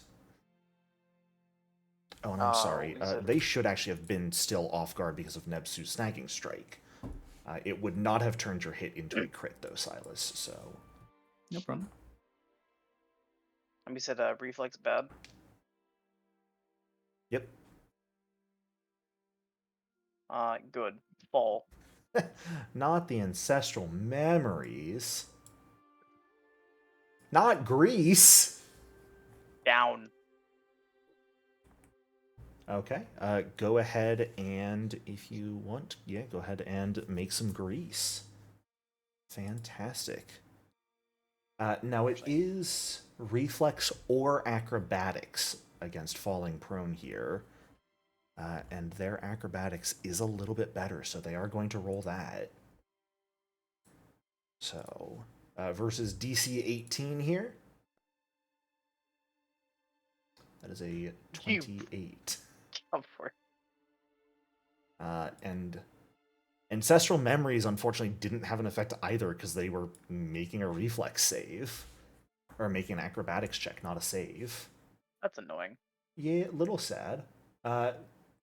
So, grab your Imperial Blood Magic, at least, for the AC bonus.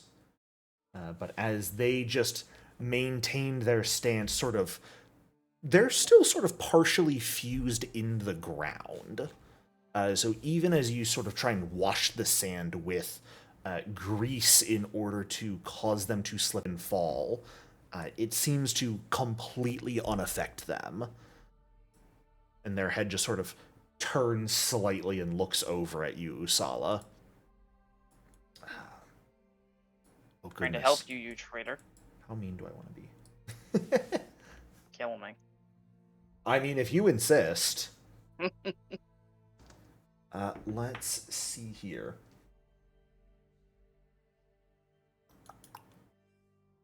They've got targets right there. They're not going to move quite yet. Walk over here. Take move actions through my grease. Oh, they wouldn't be moving through your grease if they took move actions. They have a burrow speed. Oh no. They're an earth elemental. You think they can't just burrow through the ground? They are, however, instead going to look over at you, Nebsu, recognize that you are the biggest threat here, and just turn and slam a punch towards your head. Yes, fall into my plan. But they are going to now 1 and fail that. So, Seeing that their sand sort of just scatters on impact, striking your armor, and that may not be the best maneuver here, they're going to turn and wallop you, Amanemsu. Might as well. Yeah. And that is going to hit for 12 points of bludgeoning damage. Oh. And I will need a follow-up will save as that soporific magic affects you once more and tries to put you to sleep as the impact of the blow strikes.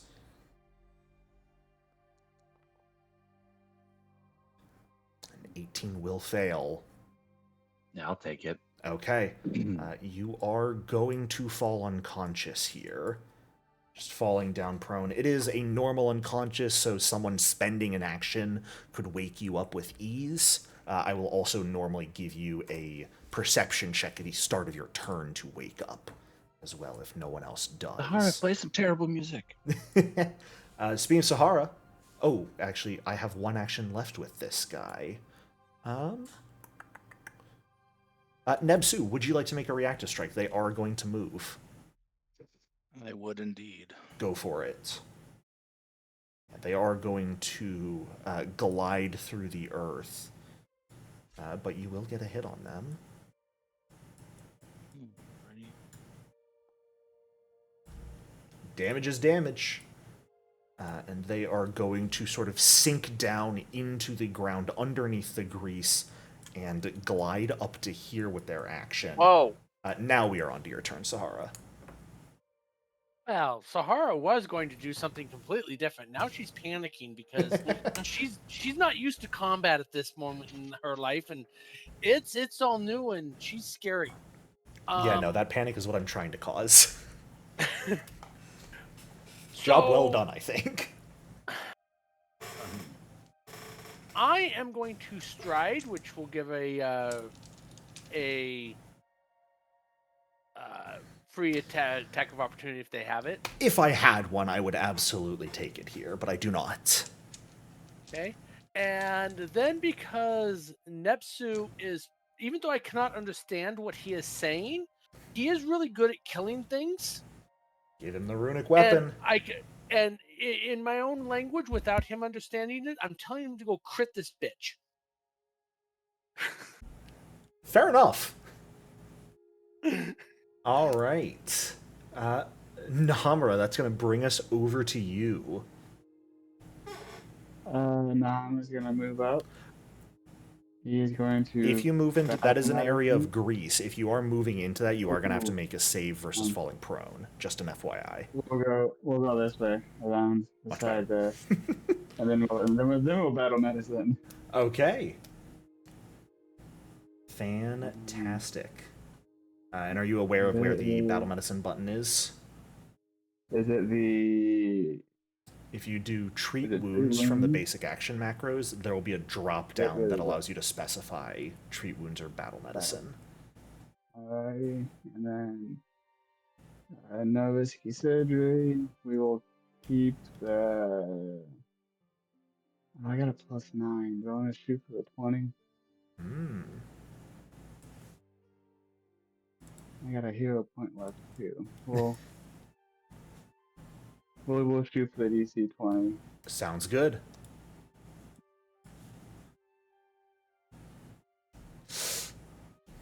Unfortunately, that is not going to do it. We are gonna roll use my hero point. Sounds good. Fantastic. You are going to have to roll this manually, but I believe that is going to be 2d8 plus 15 because you have medic. Correct. Fantastic. Which you don't even really have to roll because I believe Usala is only down 16, so no matter what you roll would be enough to guarantee Usala's up to full here. Wow. Medic dedication go kind of crazy. Yeah, it does. Oh, it's Heal awesome. 27 health. I sure will. And take some immunity. Sad. So I believe the medic also allows me to do it once more Yes. on an immune. Yep, you can ignore someone's immunity once per day. Okay. Once you're master, you can do that Medic once per hour. Kind of crazy. Yeah, that's kind of nice too. Yeah. Medic is But yeah, real that's my good. turn. Yeah, Alright. I like it. I believe you have one more action if you'd like. A single move and a battle Um, medicine. You should have one left. You're right. If you would like to use that action to just call out and wake Amenemsu, you are welcome to do that. Yeah, I will yell across the room and tell him to get his lazy butt up. Fantastic. I'm not going to have you roll Amenemsu. We will just have you awaken. You are still prone. You did fall over being knocked out, but you are Can't wait to conscious get once that kid more. up. All right. Okay, Mr. Runic Weapon Nebsu, go have fun. Kill my monster, why don't you? I'm gonna put on a cheerleader's outfit, put some pom poms on. Rah rah shishkuba, go crit. They are, however, no longer off Yes, guard. I was about to tell you that. Yeah. As much as I would like them to be off guard right now. Usala kind of put Grease in the way of easily getting to a flanking position. Well, it was trying to keep them from moving away from that position, and then you cheated. And I take So great pride snagging, in that. Strike. Well, Yes! shit. Yes! You That's Need what to the be pom off poms guard are for for. that. Well, darn. Nebsu's the main character. Oh my god. No, can you hear a point damage? Unfortunately, no. And with that sort of roll, they are going to be able to remain standing from it. Alright, One, second two, attack. three. That was... Oh, I'm Don't worry, so guys. sorry. It's 2 nat 20s in a It's row. still I 19 promise. damage. Like, Oh. Yeah. And that is going to hit because of the off guard. Oh yeah, I have magic weapon. I was like, Yeah. that's good. And Nebsu, how do you want to do this? That is going to be enough. Oh man, a sand monster. Yeah.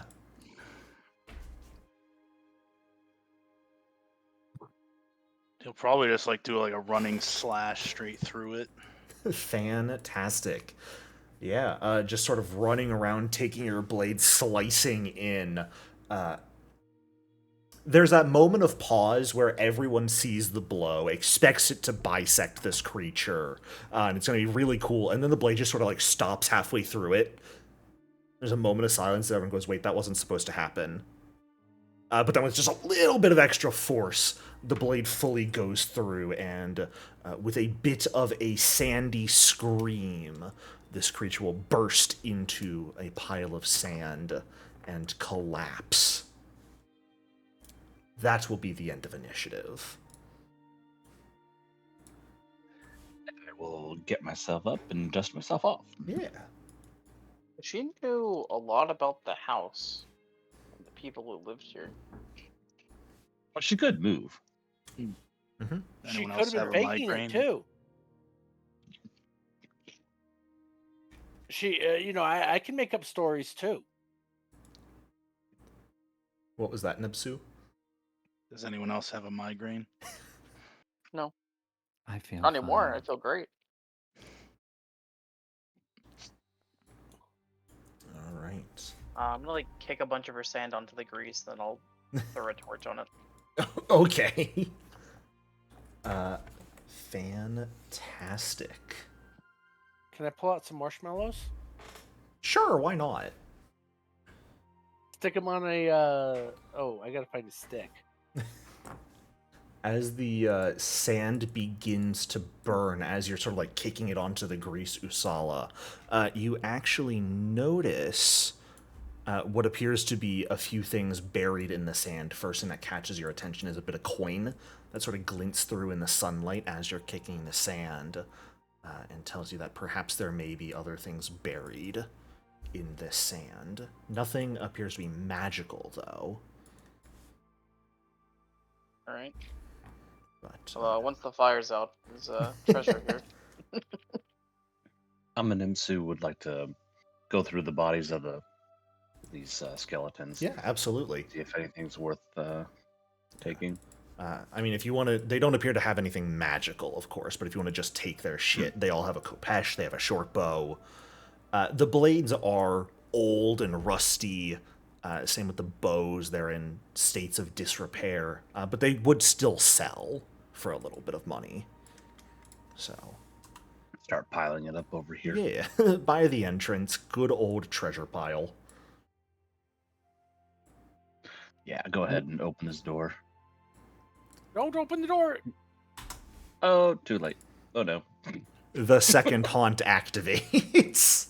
Oh, The no. haunt that didn't was even think tied about that. directly to the door's opening Oh my goodness. is going to activate here. Oh, Nemsu, no. Sorry, guys. Oh, no.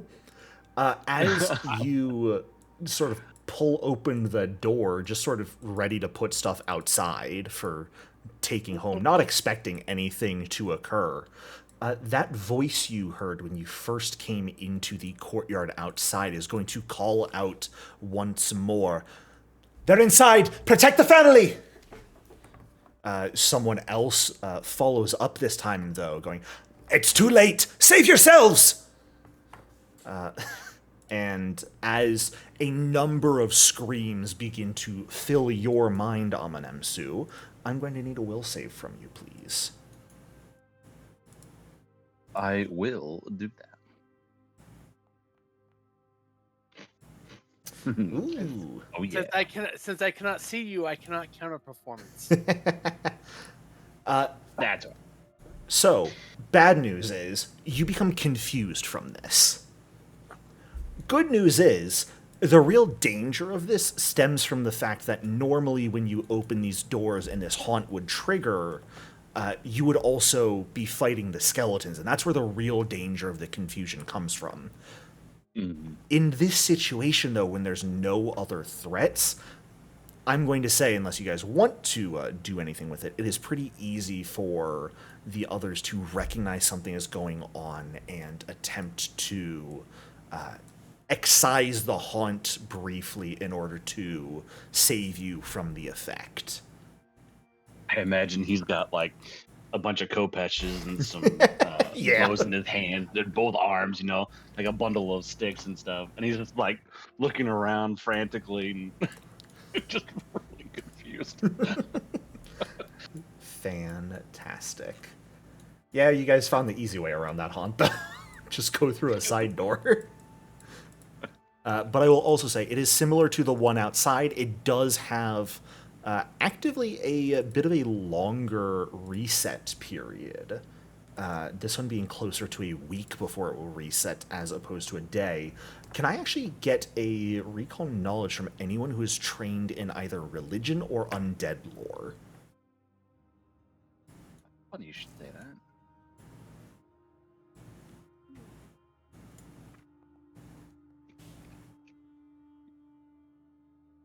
Fantastic. Yeah.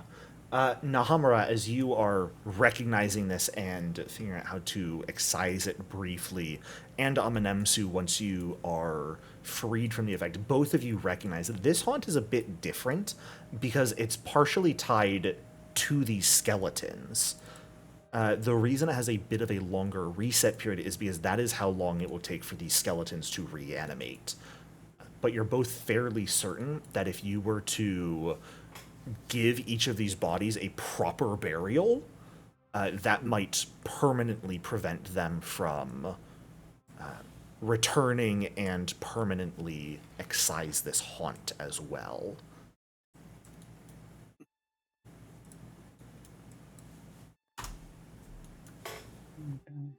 So,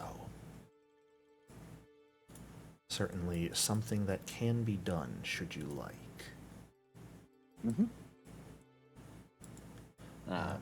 Amanemsu would set about making each of the bodies easier to carry. Yeah.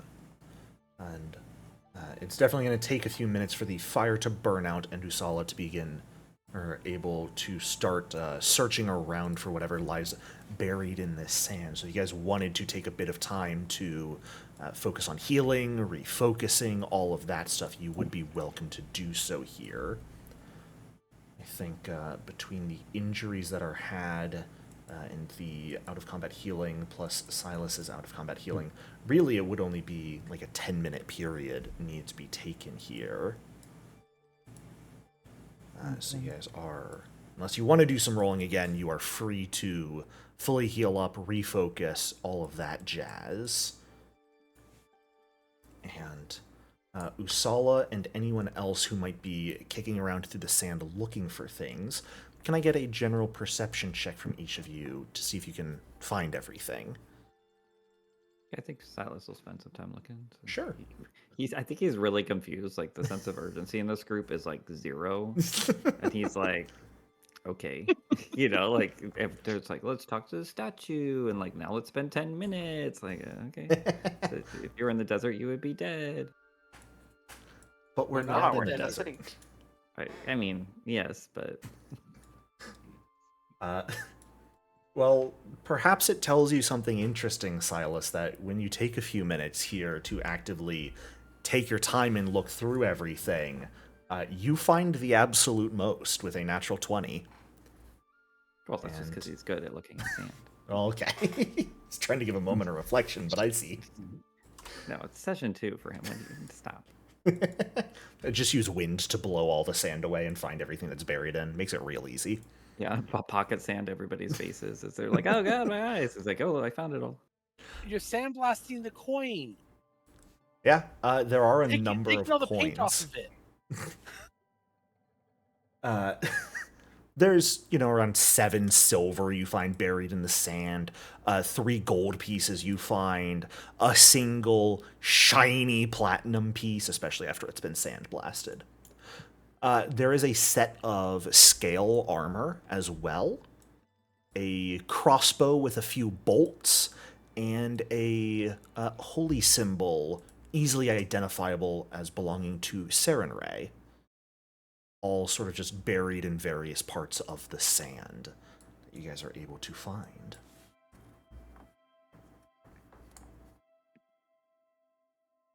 So, after defeating all of these enemies and the treacherous statue picking up a bit of treasure, saving Amenemsu from being confused, and taking a moment to rest up. It is about 4:30 in the afternoon at this point in time, and that is where we're going to go ahead and take a quick break.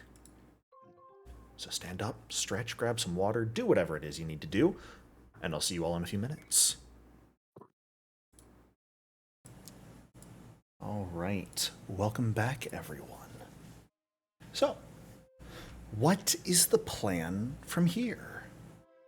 You guys have a couple of places you can go. Now that Nahamura and Amenemsu have spent a few minutes up in this front area, you can also see to the eastern and western rooms a little bit better.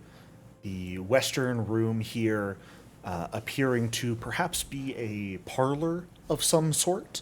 There's a large staircase that climbs up to the second floor with sand and dust sort of covering the room, and numerous pieces of broken wood, shattered pottery, disintegrating fabric, all sort of scattered around the perimeter of the room. And to the east, there is a tiled pool currently taking up the majority of the space, though, of course, empty of water right now. So, what is the plan? Oh, okay. Heading east. I should also ask, let's go ahead and get new exploration activity rolls for people. So anyone who was searching can go ahead and do that again. Anyone who is avoiding notice can give me a new roll. If you want to change anything, you are welcome to do that as well.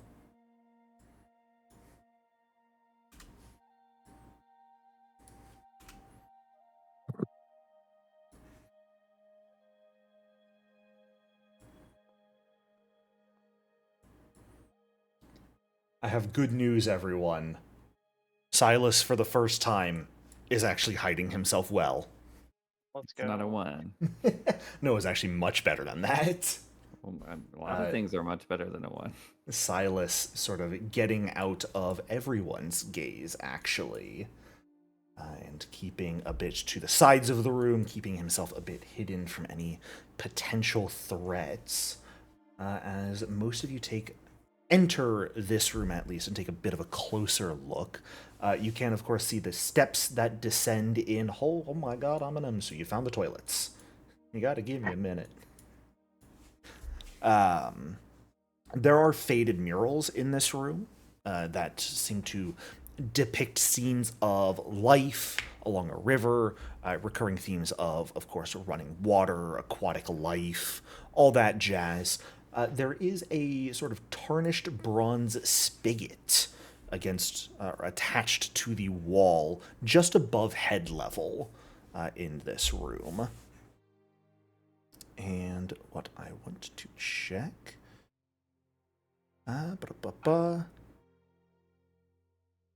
You do detect magic, Usala. Interesting. At what point walking towards the room do I start detecting my magic? I'd say probably around here would have been where you started detecting it.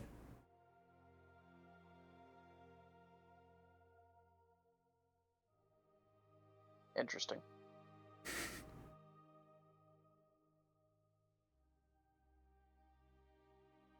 What's in the far side of the room? There's that spigot in the wall. That's about it. I want to go look at it. Okay. It's a spigot, a little above head level. There's 2 knobs.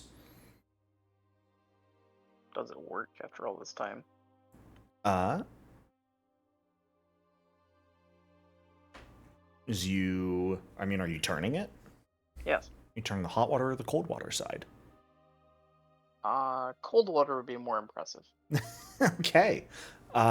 As you turn the spigot, sort of standing underneath, reaching up to turn it, with the sound of water rushing through pipes, water is going to dump from the spigot onto your head.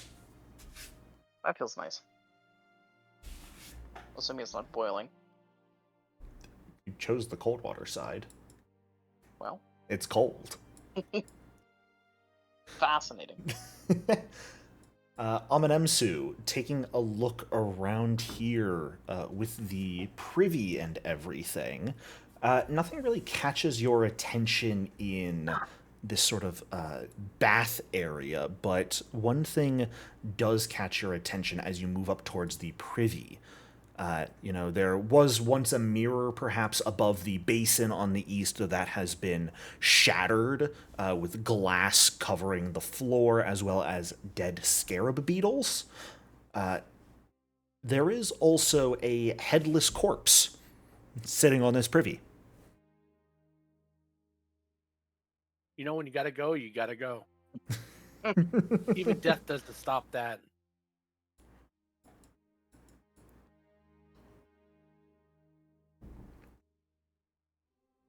And specifically, it is not a skeleton, it is a corpse. There is still meat on the bone, so to speak.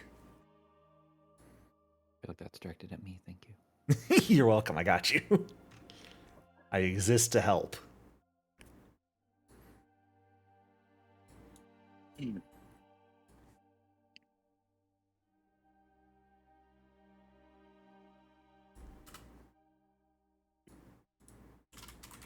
So, what is the plan from here? Actually, hold up a second. Now that Usala and I are kind of in a You private hate this one. position, I'm gonna whisper to Usala. I noticed back there that somebody tried to heal you and it kind of did some weird thing. If I ask you about that, are you gonna kill me? Weird thing.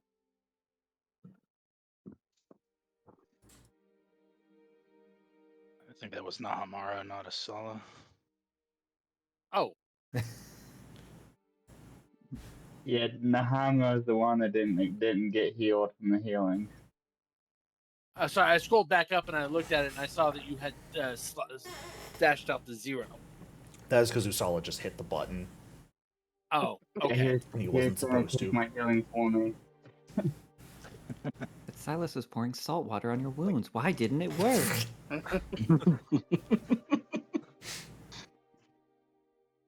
So that was Aminetsu that happened to? Nahamura. Nahamura. Nahamura. Okay, I don't think I was close enough to Nahamura to see that. Never mind. Alrighty. Well, you have a headless corpse on the toilet. You have a spigot that is creating water, it seems. And you have an entire western half of this place, as well as perhaps an upstairs and an entire sort of western outdoor area as well to explore. Does it seem like that spigot is actually hooked up to plumbing, or is it in fact like the magic item, like a magic item of sorts? Go ahead and give me a blind crafting check. Heck yeah. Actually, fuck it. This can be public crafting. Who cares? Oh, I'm already on blind. Okay. That's fine. I will reveal it to you since I changed my mind. That is a 12. Sweet. I mean, you would assume it's hooked up to pipes. But the fact that it seems hooked up and working to a water source when this is a house from 2,000 years ago is definitely strange. And Usala has confirmed that there is certainly magic in this area. So you can make any assumptions you want without busting down the wall, though, or trying to rip it out. You wouldn't really know for certain. I think that would Where's go that beyond shovel? our. I think removing it from the wall would go beyond our purview of don't damage the buildings. I mean, if you tried to, like, rip it out, probably. There might be a way to do it safely. Are we examining the grisly scene in the dining room, or are we going upstairs? I was going to examine the grisly scene, but I have no medicine, so.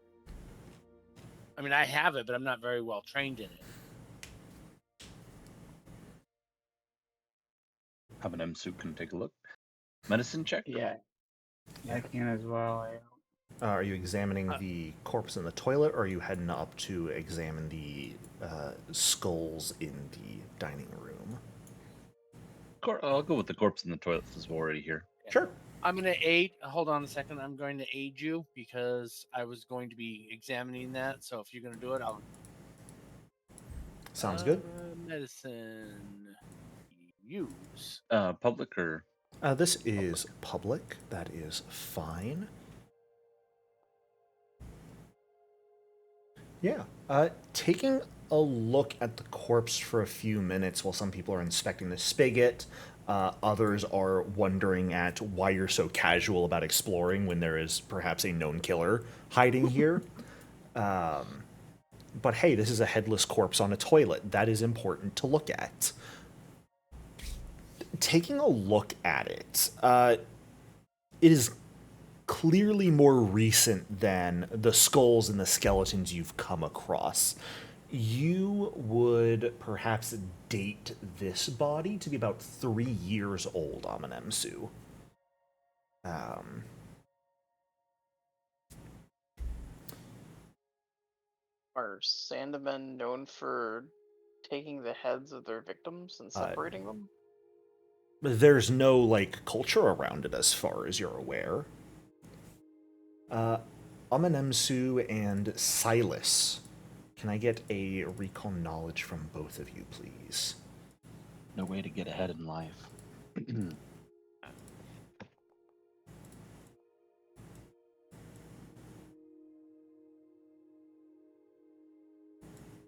Don't be too impressed with my options. You're probably looking at it like, ooh. Hey, no, I'm seeing Desert Lore, and that counts for something. Yeah. Oh, yeah. Desert Lore. Yeah. Yeah, that's there you go. It's also hard to just, whenever Amanemsu recalls knowledge, it's just everything is trained, so... Mm-hmm.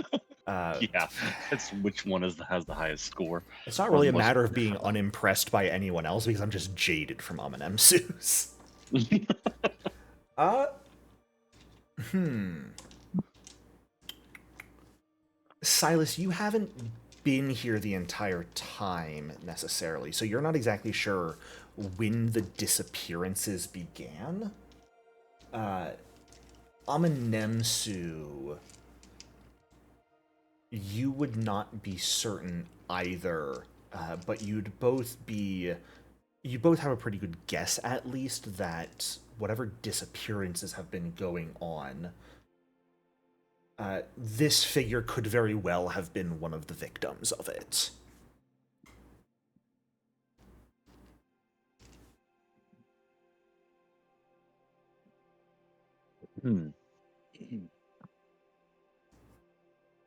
I told you. Interesting. Where are the rest of the severed heads? They're in the dining room in the far northwest of this place. Wow. Look at this, Usala. We're split up again. Divide and conquered. And Amademsu would check this one out more closely, I guess. Would you want a perception check or further deep? Well, I would like to know where Sahara and Usala are when the four of you reach the dining room. I'm staying back here with Usala because I'm not going to leave somebody behind. If you're traveling. You're getting left behind, Sahara.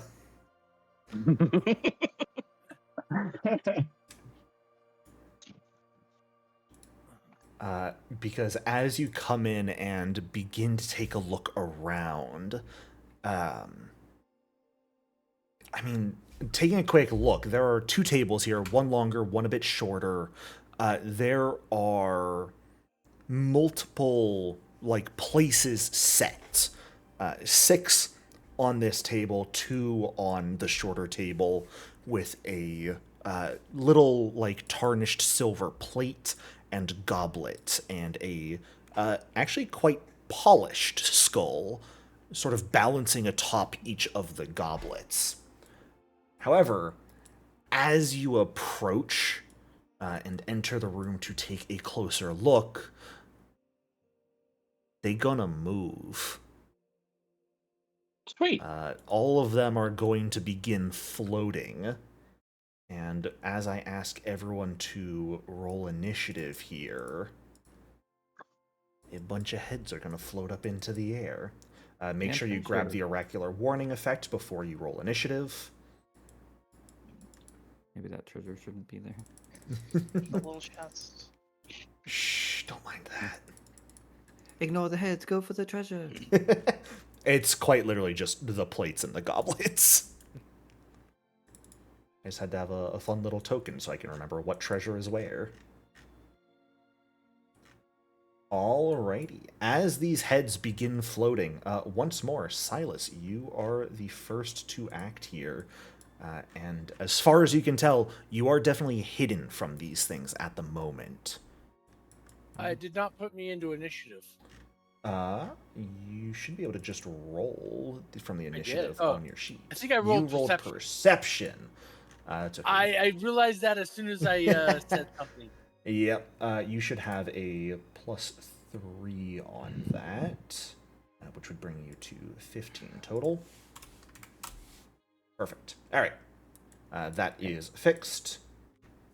Well, all And Silas is thinking is these are silly. I don't want to say city folk because that's not what it is, but he's escorted a lot of people, and Yeah. it makes sense that he's pretty quick to react to any trouble and things. But per usual, sorry, Sahara, although I don't think you care. Go ahead and 4 wins so people can scatter as they need to. All Or right. closer or further. Everyone can The move danger. up to half their speed. Except Round Sahara. up or down? Oh, except Sar. Yeah. Silas can only choose 4 people Four to people. do it. I can't Oh, even. I can't okay. even see you anyway. So like, technically, I That's don't true. have to see you. Yeah. But like, yeah, it makes sense to be the ones immediately. Yeah. Just he assumes you're okay, and he doesn't see You also you. So assumed that I would run away. well, Eddie, are you okay? Is it half your Are you speed? okay? Half your half speed, your so speed, yeah, only yeah. 10 feet for you, Nepsu. Dang. It is absolutely crazy that does not use their reactions. Is Just I mean, I picked it move. up for flavor because I was like, yeah, I like wind, and I'm like, oh my gosh, it's so big. Like I didn't even know we had a Nebsu. It's doing the wall thing. I'd like to go right here. Okay.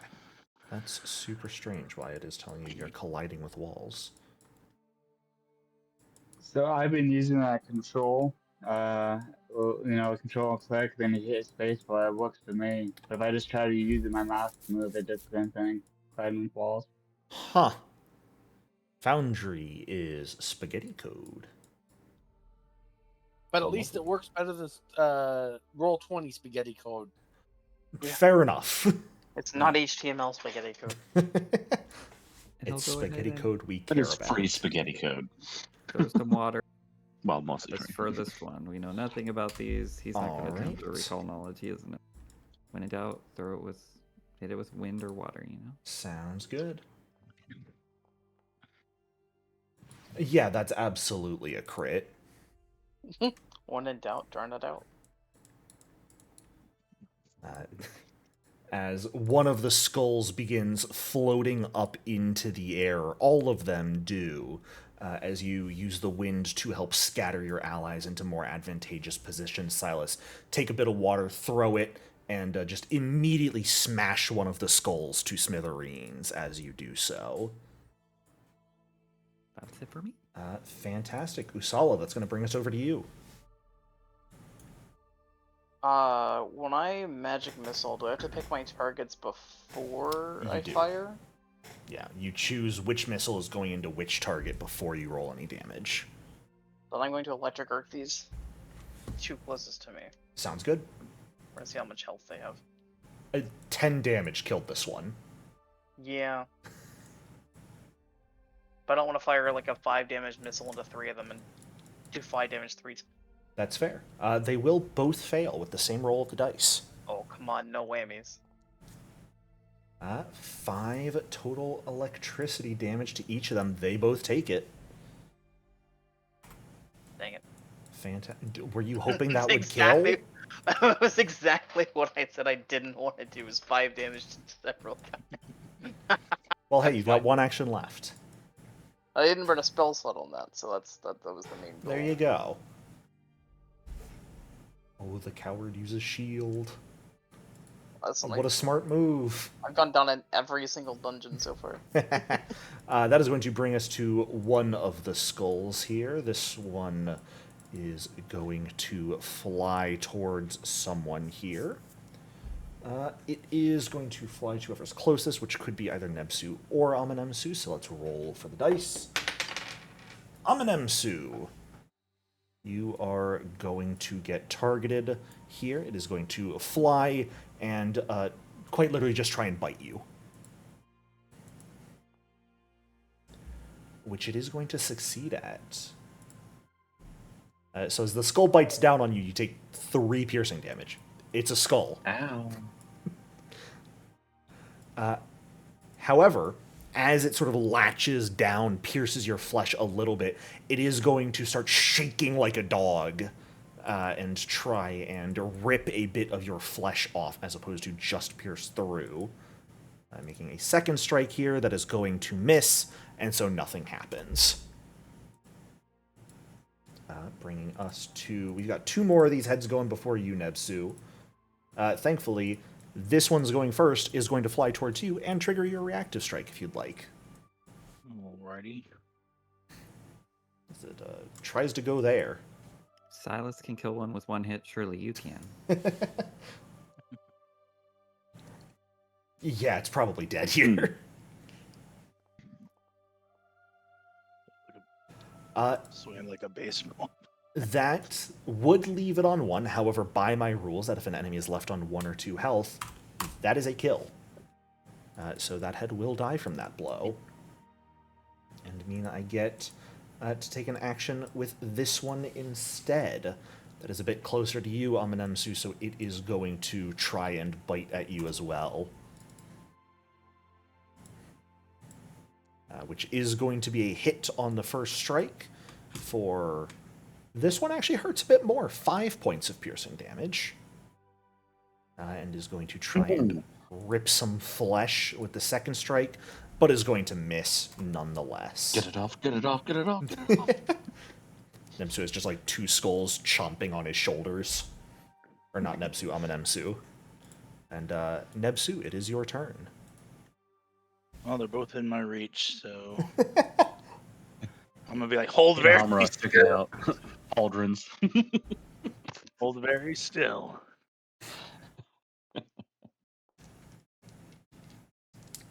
Yeah, that's a hit.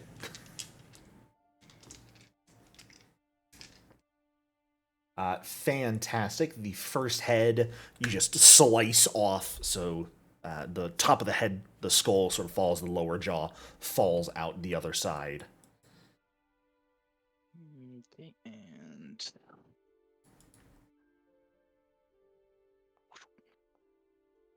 Ooh. yeah, I'll hold on to my hero point. All right. So that's 2 hits. Yep.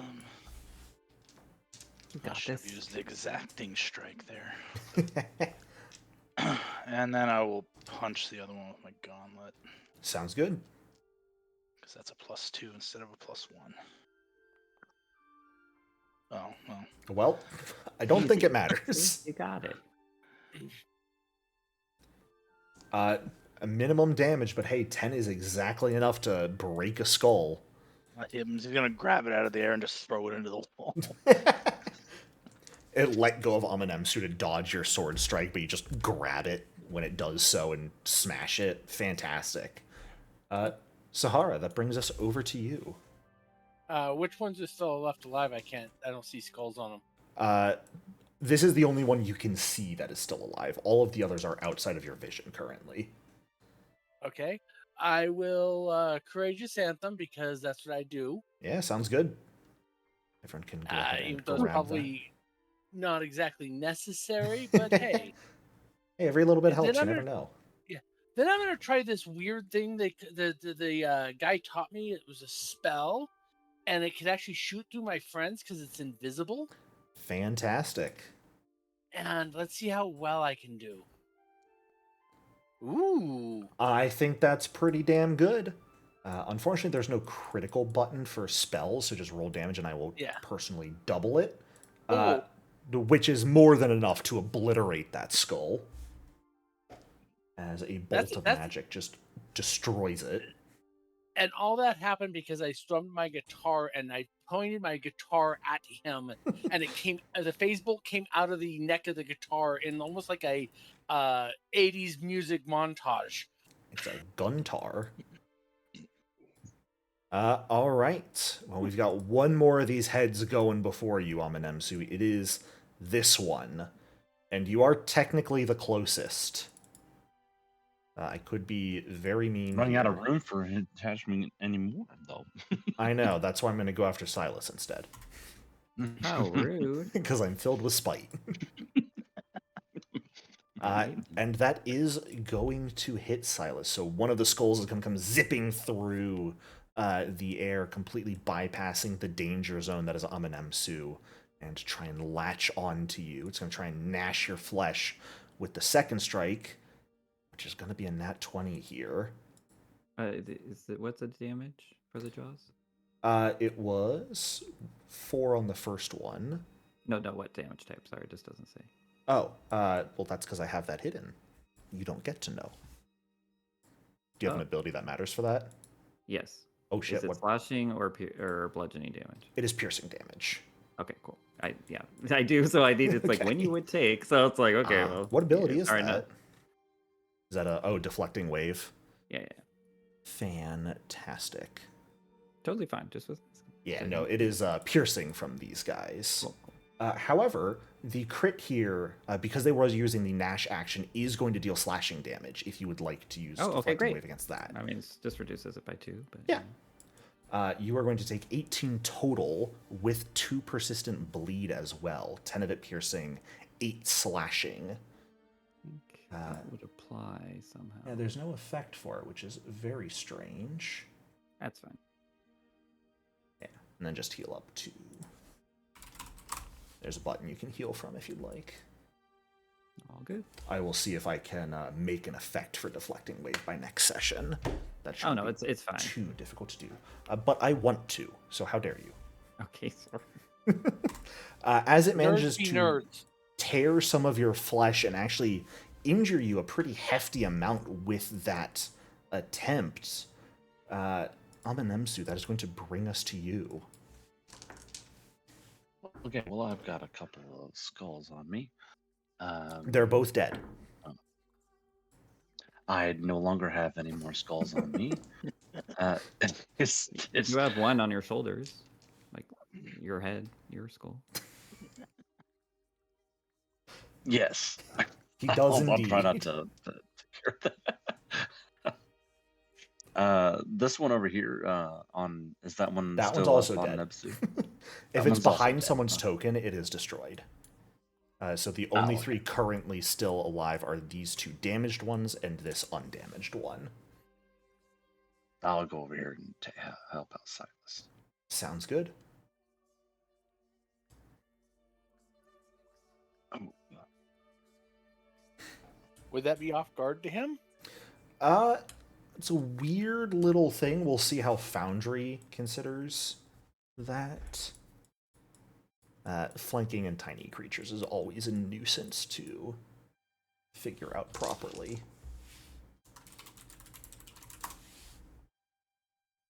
It does not particularly matter. well, yep, it is. Yeah, you are off guard to me, flanking. looks like.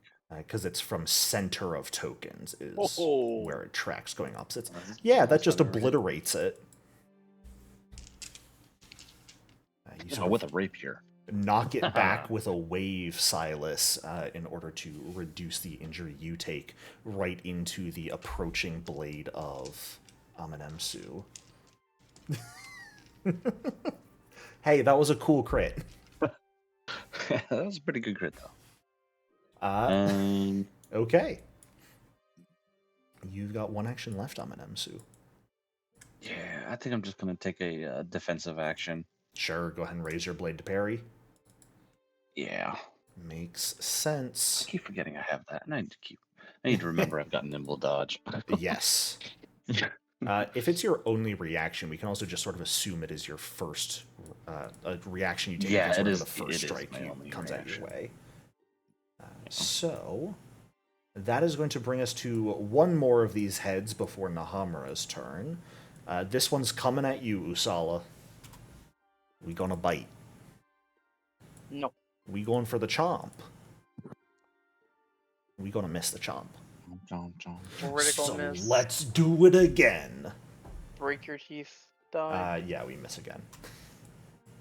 It tries to get in the little gaps in your scales from when you got pummeled into the dirt earlier, but, little magical scales start filling those gaps and block the access.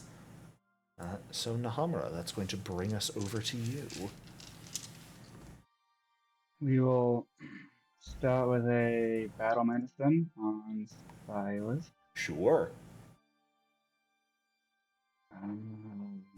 We'll go. What are the DC 15s? They don't have any hero points. That's not gonna matter with that roll though. Oh, goodness. And we will target the one on top of Usala. Mhm. And we'll see if we can hit it with a vitality punch. Ooh. Alrighty. Fantastic. That is a natural 1. I don't think the enfeebled is going to matter. Yeah, this thing is absolutely going to just crumble immediately. Notably, it does appear to have a very slight weakness to vitality energy as you impact it, and it takes more than enough to remove it from existence, but it does seem a bit more effective than you had planned. Okay. Can't get any information out of it now. Jeez. That's okay. We have one left that gets to go here before we're back to you, Silas. And I'm going after that snake again. I'm gonna bite you. You can't stop me. I can. You're right. Damn it. It's okay, I have a second action. Let's go! If you didn't have the shield, it would have hit. Impressive value. Alright, Silas, you're free to finish it off if you'd like. I mean, he can try.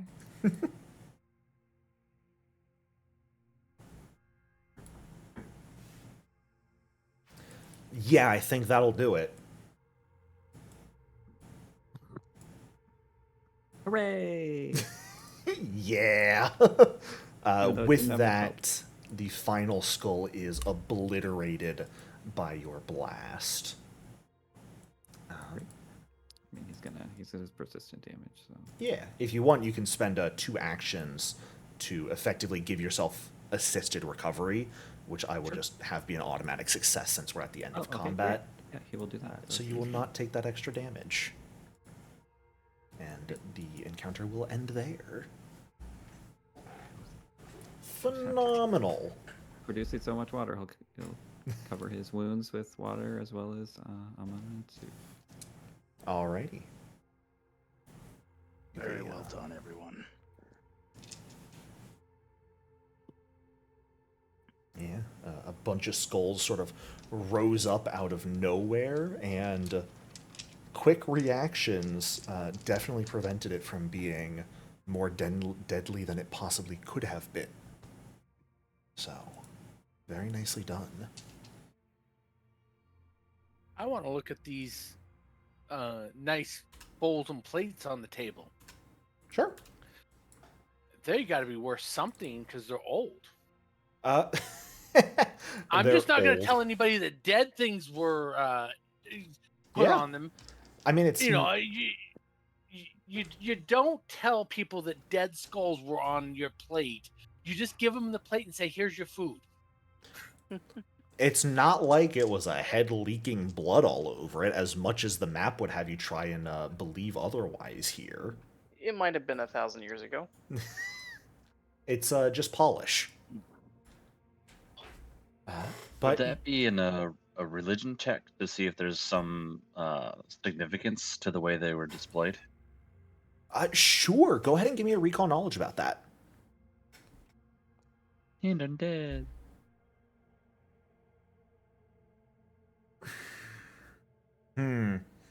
It does not appear to have any significance that you can think of, other than the fact that someone or something had to have set this up.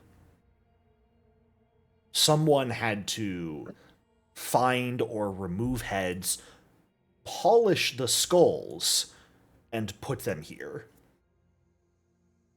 Because they, for certain, did not end up here naturally. Silas, how large did you say the creature you followed was? About the size of one of these heads, maybe a bit larger. Flying creature that takes heads. Any ideas on an Emsu? Would I be able to do a recall knowledge with?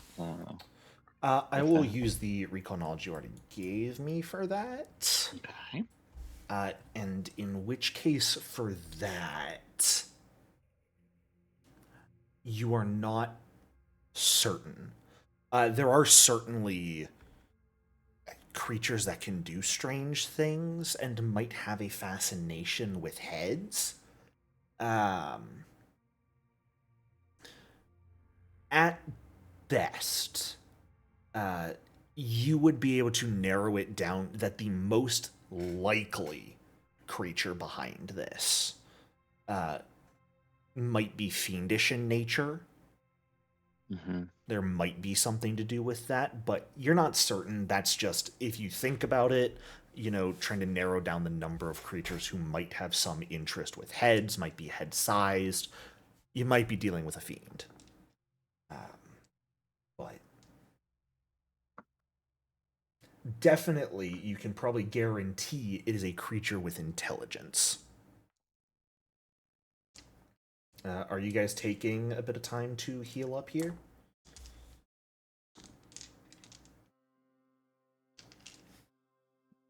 That was for you, Silas. Yeah, probably just 10 quick minutes. Sure. While Hey, we guys. heal and search the room. Oh, Sounds good. I got a quick question for everybody while you're healing him up. Does this seem like the church was getting even with us? Because the first place we went into had a lot of money in it. This place seems to be just nothing but dead things. Well, I it is mean- an unbiased lottery. I doubt that has any validity. You honestly think this was unbiased? Yes. My sister could have pulled exactly what she wanted to pull out every time she wanted to pull it out. She was a master of sleight of hand. I believe Erasmus sent us here to make sure these undead were dealt with. That's the reason we're here. Well, that's fine. I don't have a problem with that. I have a problem with there's nothing worth value in here. I mean, are Well, you not taking all of the sites are lucrative. We knew that coming in. Most did? valuables are kept upstairs. Oh, well, then let's go upstairs. Are you taking the goblets and plates? Because those certainly have a Yes. little bit of value. Okay. Sorry, I actually came over here to grab the goblets Yeah. and plates. Not a ton. Probably only like 8 gold in total between the full sets. But hey, money's money. You know, right now silver is silver. Usala, are you switching off Detect Magic to be shield? Yes. Okay. Sounds good. As everyone else keeping their previous exploration activities, I will go off of the rolls you gave me earlier. You know, he has a really good idea. I like that. I'm gonna cast continuously cast a shield on myself too. Okay, sounds good. 'Cause I'm a chicken. Usala, opening the doors outside. Fantastic. Love you doing that. Yeah. There are a couple things that catch your attention. The haunt on the door. Yeah, right there. Notably, I mean, it's a mostly empty courtyard. There's a dead tree, there's sand, there's dirt, everything you're used to. There is a side building with a set of double doors that you can see. There are sort of, it's not shown, but there are columns at the sides of it that seem to resemble men and women with their arms crossed over their chests. And the doors themselves seem to have like bas relief carvings of large faces set on them right now.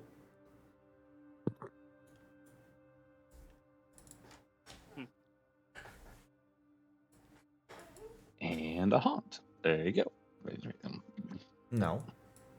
Oh, Usala's stepping outside. Okay. I thought we were going upstairs. I think Usala has decided to split from the party. Because that's a great idea. You clear I'm the floor sorry, you're on Silas. first, and then you go upstairs. Okay. Well, there's a couple things. Okay, Amanemsu, hold up. Wait a minute. Splitting apart. 7 different All the way encounters down were here. triggered at the same time. Oh, right. That's why I have this button. Pause. There you go. Okay. All right. There are some interesting things you notice. First and foremost, Usala and Nahamra, as you approach the doors to this structure, you do notice that underneath the faces carved into the door, there are hieroglyphs carved as well.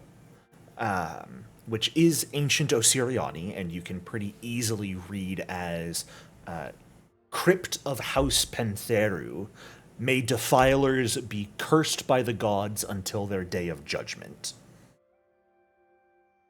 By the way, I'm just now remembering this. Sahara still has the hieroglyph for thief carved into her forehead. That has not vanished. No, I realize that. Okay, I was just making sure. You know, Wait, carved into her forehead? it was more burned with like a laser beam. It's like Is that scar from the tissue mirror? right now, By a hole. but it's I am quite sure. obvious. By a mirror. All right, well, Silas is just polite enough not to say anything about that. We appreciate that, Well, Silas. I've also got my hair covering it up. Super bangs? Yes. You guys also notice there is what appears to be a dried up pool on the southern side of this courtyard as well. Amanemsu, as you approach a little bit, you notice what lurks within the pool. Currently coiled up and resting is a massive fucking centipede. Nope. Yeah. Nope. Fair enough. It is a big old no somebody thank you. say something about a fireball? Yeah, that'd be great. What fire? And, perhaps did not quite notice your presence yet, but I mean, at a quick glance, definitely resting here, you have no idea whether it would be more aggressive or less aggressive than the snake you guys dealt with earlier. So, but it's definitely much bigger. So, you do have these doors seemingly leading to a crypt. You also Is there a door have the here? parlor that you have not looked in. There were a set of doors there, Usala. Yes. Is it normal for there to be like a crypt on an estate? Just- Give me a recall knowledge. Okay, well, I regret bringing it up. Hey, no, never a bad thing to bring it up. I just don't know. Like, I mean, he's from this area, like, Yeah. Assyrian, so I'm just like, I don't know. Sometimes I still ask for the roll just for posterity's sake because I want to Sure, see no, you that's guys fine. roll more dice. Oh, everyone's rolling. Okay, here we go. Yeah, I guess I'll Not roll rolling. as well. Everyone's roll. Siriani lore. I don't want to be left out. That's what we like. Okay. Yeah, I mean, Silas, Amanemsu, Nebsu, all of you live in and around this area and have. It would not necessarily be uncommon for wealthy, noble families that have full estates like this to have like a family crypt that is on property. It's not the most uncommon thing. Okay. Definitely, really only like the truly wealthy people would do it, but And that's what keeps the truly wealthy people dead, because the zombies rise up eventually. Every now and then there's a zombie outbreak and they kill all the nobles that have all their ancestries. your sister, wherever she is regretting telling you about the Gravelands right now, Sahara. So you can certainly open these doors and see what lies within if you choose. You have the parlor as well, where the stairs upstairs were, that I don't believe you have fully explored. What are you doing with that, Usala? I want a +1 to my saving throw for opening this door. Uh-huh. While he's messing with the door, I'll tell Silas, like, don't worry, whatever evil lies in this house will be dead before the night is through. I'm not worried Perception check about to. that. We're not defilers. We're here on What was orders of the Silas Pharaoh. saying? Let's hear He said he's Silas. not worried about that. It's like, as he's like looking over at like the giant centipede over there. You know, he's just kind of like, He just. The group is cautious, but also leaving things that are just there. It's fine. Yeah, Looking there could be problems from that later. Looking down the stairs, I mean, it is a about 10-foot wide staircase that descends maybe 20 feet or so until it opens up into a larger room. If you guys wish to head down, you are welcome to do so. These stairs will take you down. Basement or attic first? Like we're gonna trip or what do you?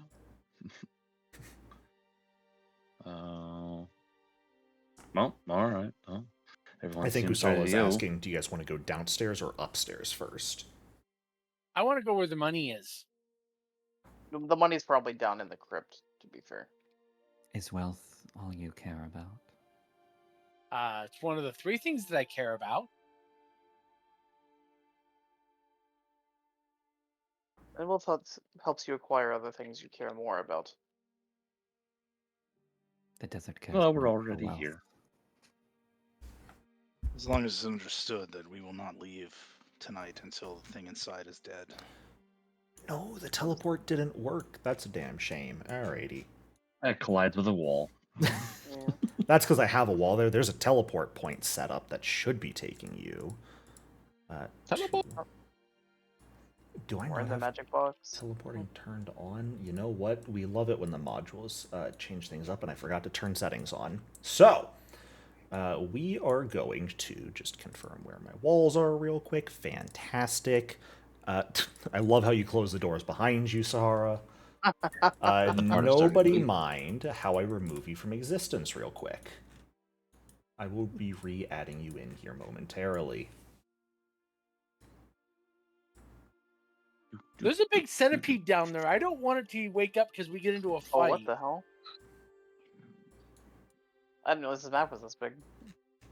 Yeah, I have it all on one map. Neat. Yeah. I just don't have the teleport points working on accident. So, as you all take the steps down into this area, this is a 25 by 25 foot room with a stone altar sitting upon a raised platform in the center of this room. There are columns, once again carved in the likenesses of figures with their arms crossed over their chests, either kopeshes or ankhs in their hands standing at the edges of this platform. There are empty torch holders built into the corners of the room as well, and a much narrower staircase heading south of here. Nahamura, you would recognize on sight this room is a shrine, or was at least dedicated as a shrine to Pharasma. Pay no attention to that, Usala. That was a wall miscalculation. Okay. I'm very good at putting maps together.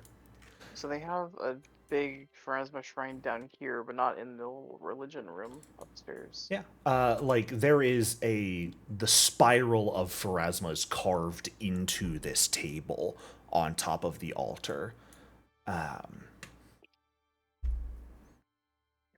The altar upstairs had 3 gods: Sarenrae, Yes. Pharasma, and Abadar. some god that's meaningless. Ow. Oh, was Pharasma the third one? I only had 2 that written down. It was Yes, Pharasma. Pharasma, Sarenrae, and Abadar. Ah. Sahara, for someone who said money is one of the 3 most important things to you, to say Abadar is meaningless. He's got it all. He doesn't give any of it to me. Certain. If he gave it to me, I'd worship him. Uh-huh. Fair enough. He will one day. Nahama will take a moment to say a prayer to Pharasma, just kind of like, hey, here to pay respects. Not here to destroy anything. Don't smite us. A couple of you do notice there are a few small bandages that are sort of at the edge of the table here and are falling off the table as well to behind this altar. Nebsu, being able to see around it, you see what looks to be a human leg sort of sticking in view slightly from behind the table, desiccated flesh wrapped loosely in a similar cloth to what comes off the table. There's a body behind the table. Be careful. Does it have a head? All I see is a leg right now. Nahamra steps around to find the head. Yeah, you do find the head, and in such a method that I think at this point in time, I'm going to ask everyone to roll initiative. So, Awesome. I'm gonna use that for one. Yep. I think this is the highest I've rolled yet so far. And you should have had even better because of the oracular warning. As there is absolutely a linen-wrapped figure sort of on the ground slightly. Is it holding a mask? No. Roll credit. It is not the mummy's mask, unfortunately. I'm not going to give it to you that easily. No, no. But as it sort of moves its head slightly, noticing Yoral's entrance, Nebsu, you are the first to act.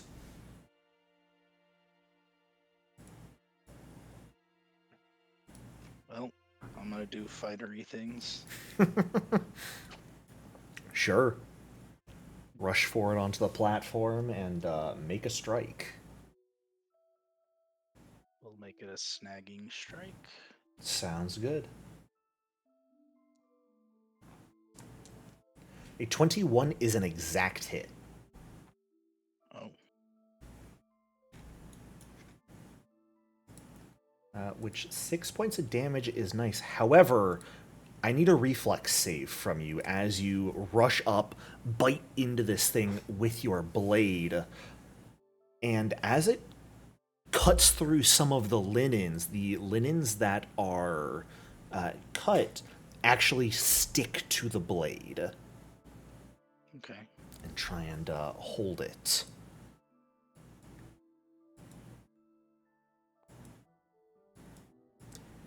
A 14 is not a success.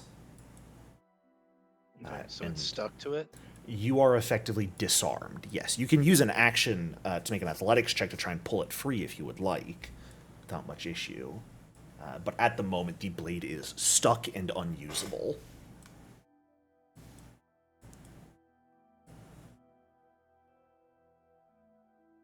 Punch it, see what happens. I promise it'll go well. You won't get my mirror, that's fine. Would I be able to do this? Huh.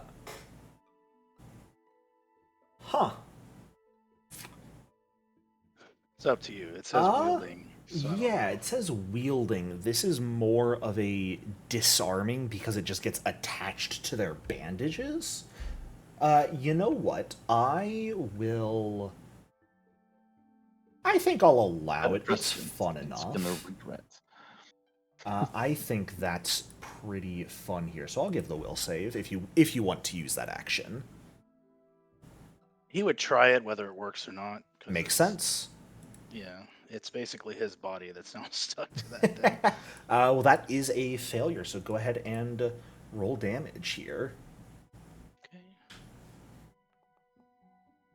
6 force damage. Fantastic. I think what I'm going to say, it is going to remain stuck because it cannot choose to drop you, or it cannot drop you willingly. Yeah. You are just stuck to it.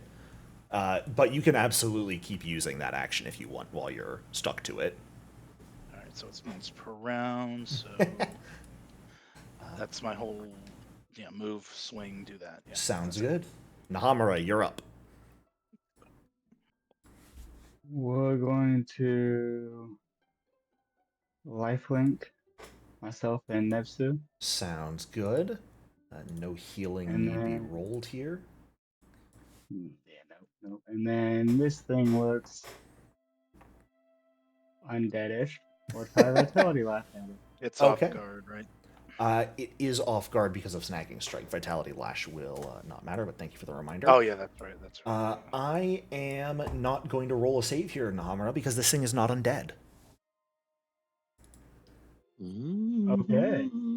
So as you lash out with a bit of vitality energy, expecting this thing that, let's be honest, looks like a mummy, to be injured by it, it seems entirely unaffected.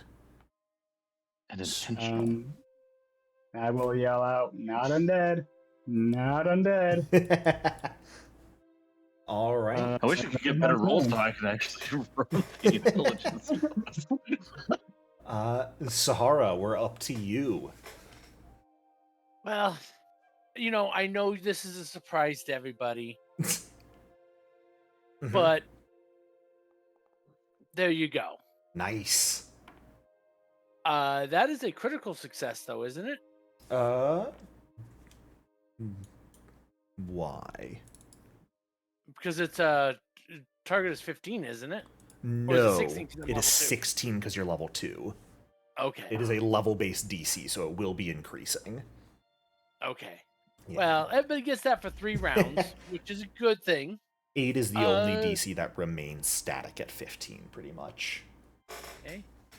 Then, this worked so well last time. I think I'm going to try it again. This whole phase bolt thing. Hey, if it works, it works. Attack! Attack! You can do it. Oh yes. I think I found my new favorite spell. Yeah, that is a hit. Not just a hit, that is going to be 16 points of piercing from the crit. It's going to take it all, and since it is magic, there's nothing to get stuck to this thing's body. Fantastic. But the musical notes that I shot at it are going to stick to the body and hit it even harder a couple more times. Of course. Because that's what my spells look like. They look like musical notes being flung. Love it. Usala, that's going to bring us over to you. All right.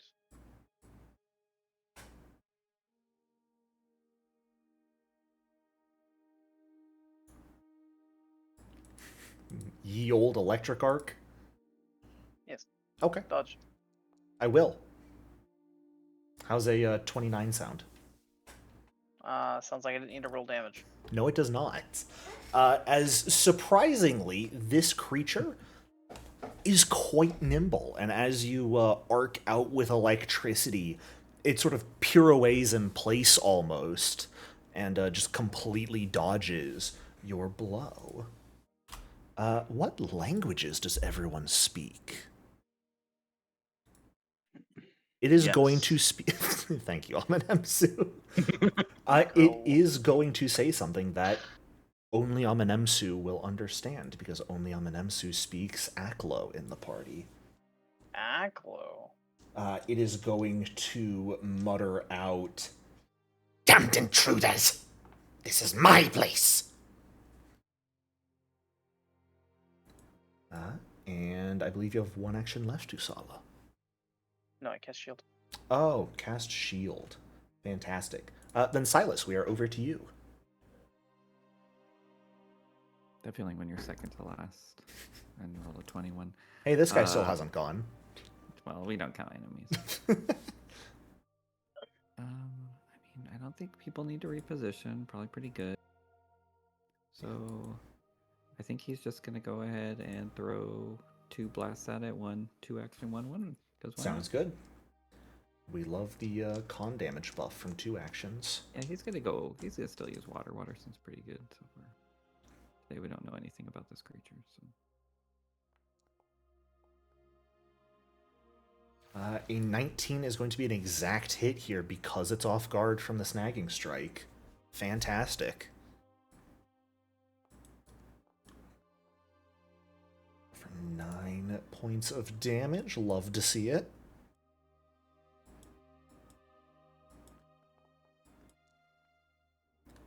Whew, alrighty.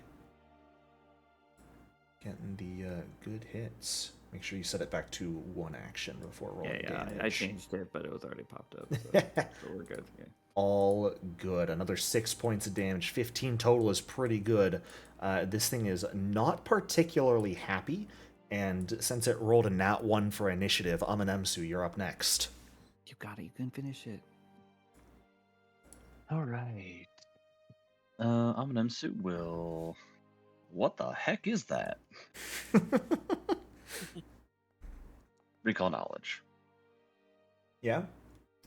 Unfortunately, you have no clue what this is, because your first thought is, that's a mummy. But every, like, bit But of it's sticky. experience, so, yeah, it's sticky, it's not undead, it can talk. I guess some mummies can talk, but that's probably not a mummy. You're fairly certain that, you're just not sure what it is. Well, let's get in there. I can do it. Yeah, absolutely. And hopefully I don't lose my rapier. I don't want to do. Well, we can hope for the best, can't we? And there we go. I had to hit him first, so. A 25 will absolutely hit. Alright. Pretty solid damage. I do need a reflex save to have your rapier not get stuck, though. I'm decent at that, so it means I'm not going to roll very well. There was a button. That was a button. But Here an we go. 18 is a failure. It was a 25. You do have a hero point left. You have a hero point left. I only see one roll. That was a success. Anywho. You managed to pull your blade free. And I think that's 3. Yes, because of the recon knowledge. Alright, I got a turn. Yippee. Wahoo. Now, unfortunately, this guy only has one thing he can do, and it's smack. Or more specifically, slam.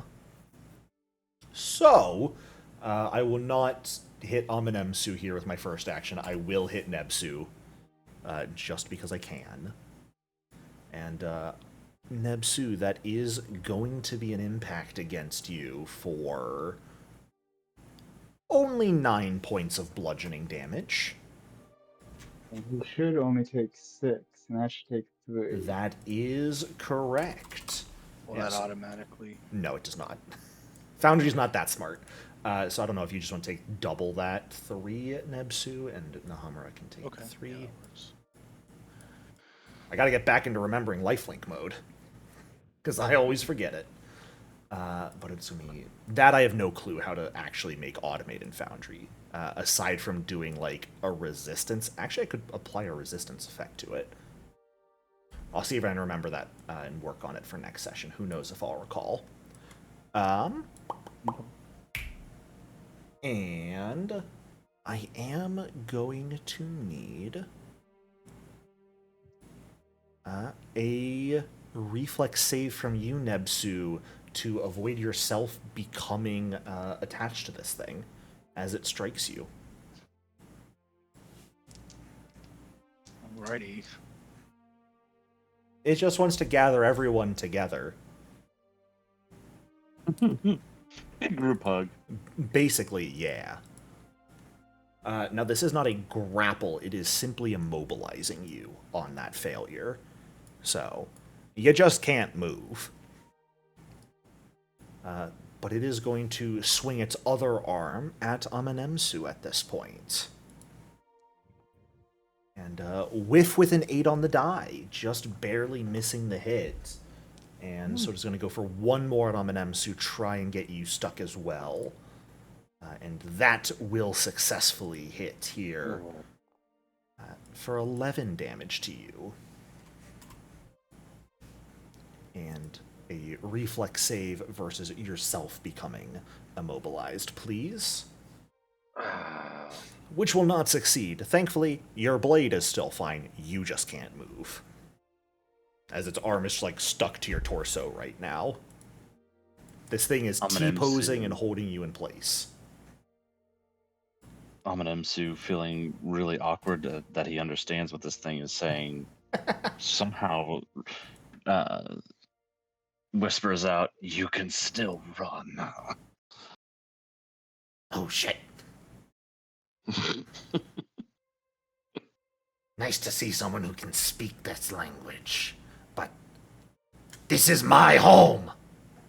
Why would I run? It is now ours to look through. Nebsu, you're up as he is just going to start ranting about how dare you enter his home and assume you can look through. Don't you know about squatters' rights? And I will do that again. Gentrification. Sounds good. That is a failure, so he'll take full damage again.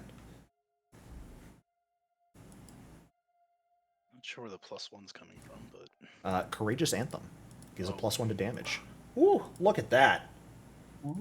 Boxcars for full damage. and then I will punch him. Sure. You're already stuck to him. What's the Why? worst that could happen?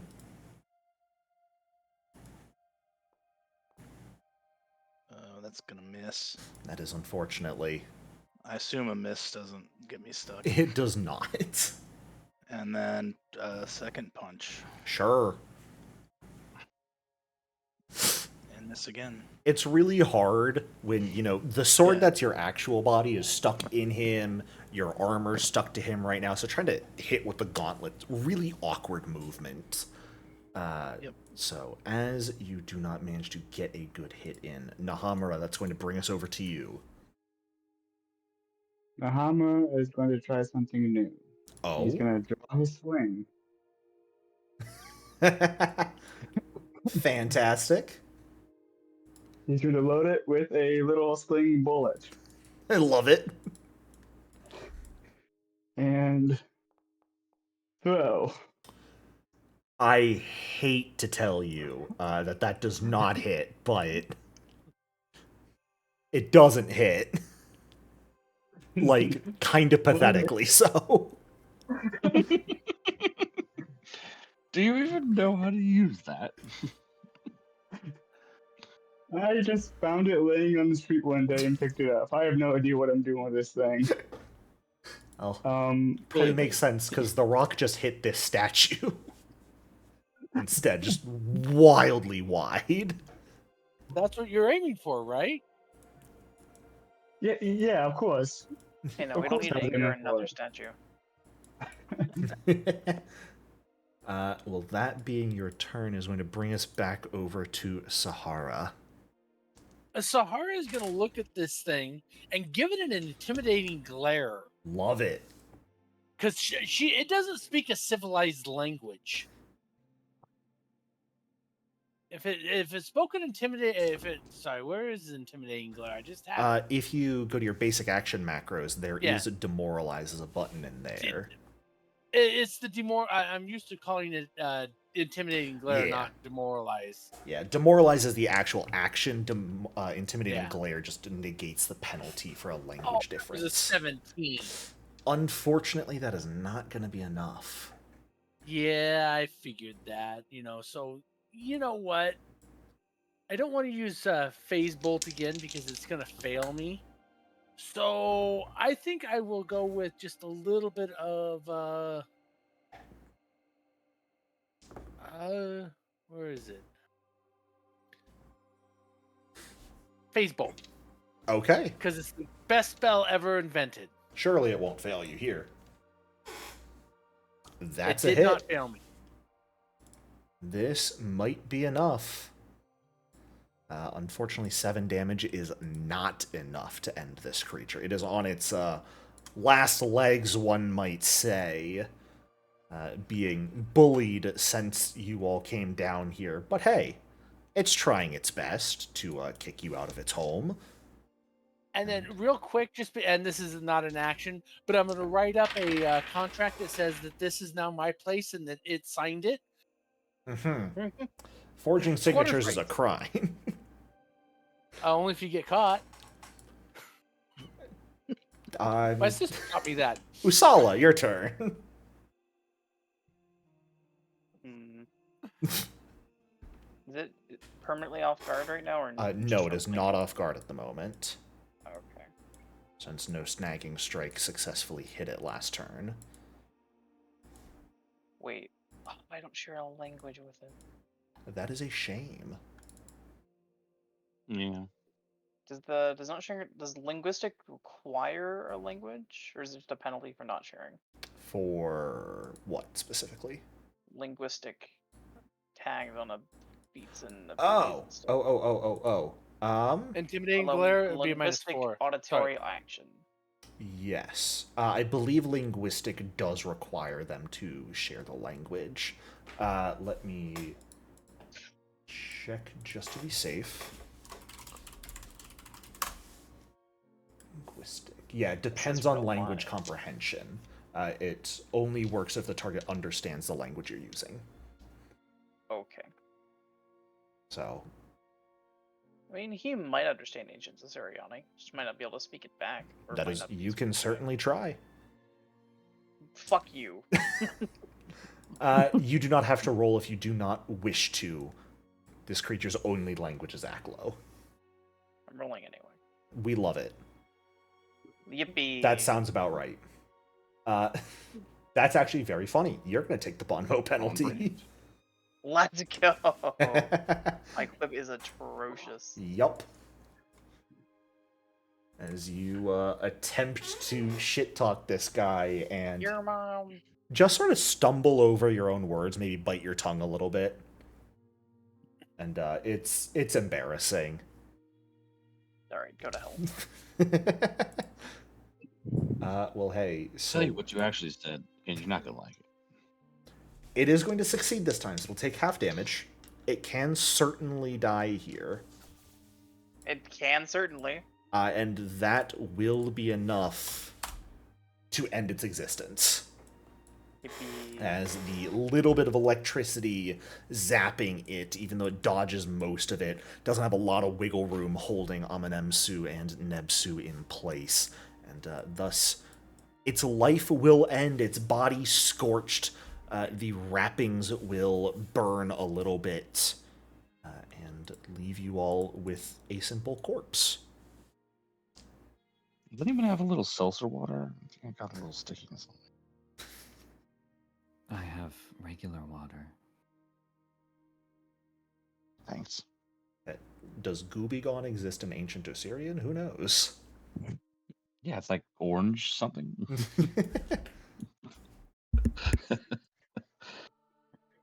So we'll just go alphabetical. So Sure. Manametsu, Namahara, and Nebsu. Alrighty. So 5 to you, Amenemsu, 7 to Nahamura, and 7 to Nebsu. Fantastic.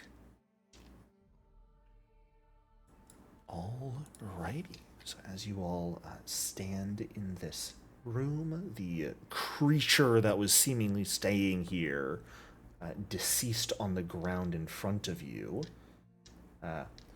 Before you just generally roll medicine, Nahamura, make sure we are actually taking 10 minutes in a place we're doing it, because if the group is trying to move quickly sometimes, then there would not necessarily be time for that. Okay. If you guys are going to like spend time actively searching a room, that takes 10 minutes, so you can certainly do it, but let's just confirm what we're doing instead of just generally rolling, because if the group is in a rush, they may not be willing to take the 10 minutes. But Makes sense. you guys can certainly take 10 minutes to heal, refocus, search the room if you would like to. Yeah, I'll search. Yeah, I'll search the room. Okay. I will refocus.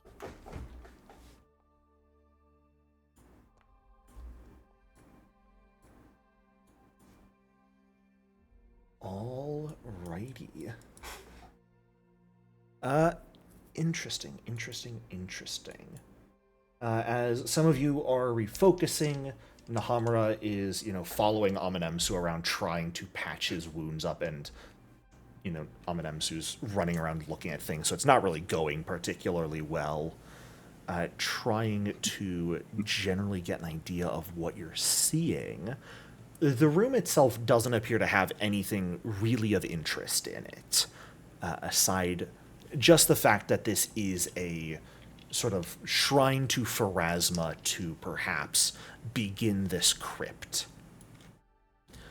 What does catch your attention, Amenemsu, is not in this room, but the stairs. There is the second to top step is not currently raised like a pressure plate would be. However, you notice a very slight seam against the walls where where that step is, that tells you there is something different about that step compared to the other steps near the top. But it does not seem to be currently active in any way.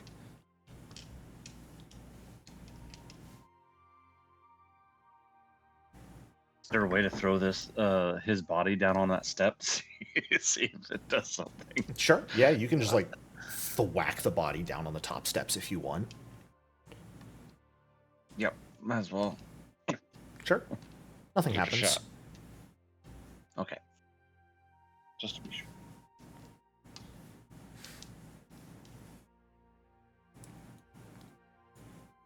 So, what is the plan from here? You guys spend a few minutes, recover some injuries, notice that there's definitely something strange about this staircase, but you're not certain what. And can also, some of you, none of you have dark, does no one in this party have dark vision? Usala yeah. has dark vision. Nahamura has dark vision. Okay, we got 2 people with dark vision. Nope, we've got 1 person with dark vision. Usala doesn't. Usala just has the light have the spell light on spell. still. Right. So, able to see a little bit ahead, but not much. Fantastic. What's the plan from here? Advance. Okay. Oh, okay. Sorcerer just runs down the stairs.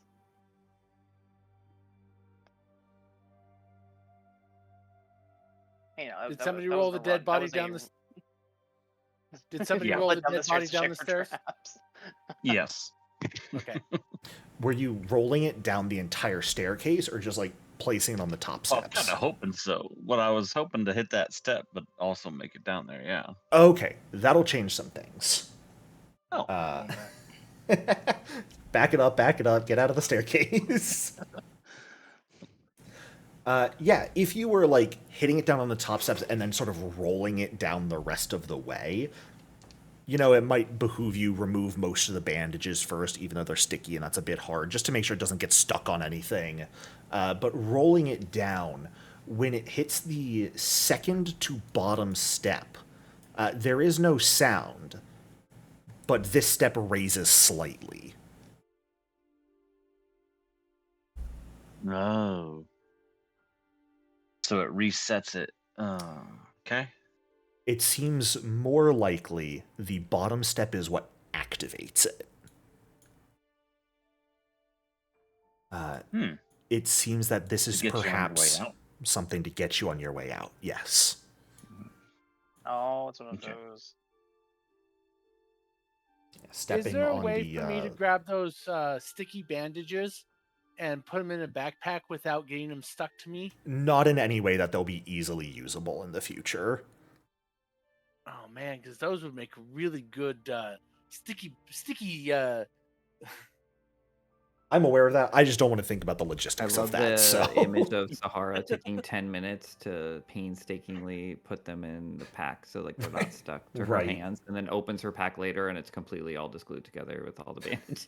And then your hand pushes into it. you know what? If you want to take it and actively do that, where it's not going to be something you can easily use, but if you want to spend time unsticking things to be able to use them in the future, I'll say go for it. I will go for it. Surely this And- won't go poorly. No, I don't have evil ideas ever. Just a roll of unrolled duct tape and Yeah. just in your backpack. It's just unraveled double-sided tape. Have fun with that. Surely nothing could go wrong. Future me, I'm sorry. So, So I will create something called double-sided sticky tape. the top step does appear to be armed at the moment, and you have rolled this corpse down the steps. So that's something we do so I can grab it. Okay. Is there any way for me to jam a piton or something in there so that it can't be depressed? Certainly, give me a thievery check to try and jam it. This one. Don't do. No. You take a Hey. moment, sort of like from the top step, trying to lean over, jam some of the pitons in. You jam a couple in. You're not certain whether it is fully jammed or not. Okay. But we can still mark it. So I'll use some chalk that I have. Yeah. Put a big ol' X. Don't step on that one. It does appear to only be one step, so it is pretty easy, since you guys know about it, to make sure you are stepping over it and not activate it. What a shame. I really like that trap. A fun little one. But, I can't get this to stay. yeah, guys, I found it. There. With any luck, people will forget when we're leaving. Right. Yeah. Well, unfortunately, we have someone who's smart enough to mark it in Foundry. Well, that doesn't mean people aren't going to remember as they're running past. Fair. When I inevitably Scooby-Doo chase you out of here, certainly none of you will remember. All right. You certainly know that something is dangerous, and where you would like to go from here is up to you. Ooh. All right. And look around again. Yeah, as you make your way down into this area, the air is definitely cool compared to Osirion normally. The walls and ceiling in this room are all sort of tiled with stone, but the floor itself is just hard-packed earth. It feels actually quite similar to that area in Akhentepe's tomb. It gives the feeling that this area is unfinished. There is a stone table against the western wall, 2 large brass urns adjacent to it, of course, and there are passages to the north and to the west. This is very similarly to the tomb you guys were in, likely where bodies would have been prepared. So are these jugs like full of chemicals, water, ashes? They would be, I believe, what the organs are put in. Oh, Kentopic or Kentopic? That is a great question. No big jars. They might have actually been more for the chemicals. They are currently empty. And weigh about 200 pounds if you try and pick one up. I definitely do not try and pick one up, so. Nebsu, you damnable fool. You have moved into a place you cannot see, and will certainly pay the price for that.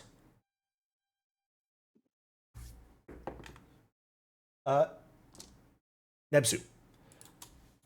And Usala. As you both sort of look into these different areas, Usala, with your light, you can see a short set of stairs leading down and a door at the end of them. You also notice a number of sort of holes in the wall, just sort of like rough passages that were started, but definitely incomplete in their construction compared to the rest of the tomb. But both Usala and Nebsu hear sounds of movement, of perhaps dozens of small things moving. Nebsu, you hear it directly from the west. Usala, you hear it from a bit to the south. Something comes. Something wicked Prepare this your- way comes. Prepare yourselves for battle. Yeah, if Can I preemptively did cast a not spell? mean to do that. Oops. Just like, oh god. Hit the wrong button. Can I preemptively cast a spell?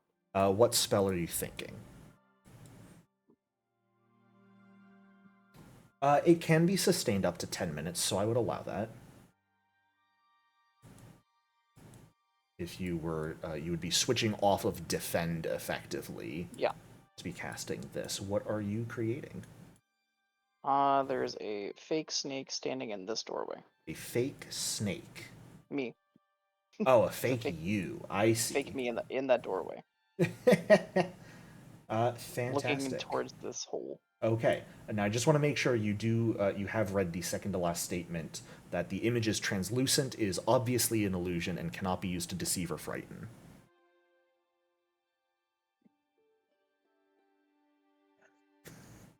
That's fine. Okay, cool. Does anyone else have anything they would like to do as Usala calls this out? Can I jump up onto the table? Sure. Give myself a little height. Give myself a little height. Why not?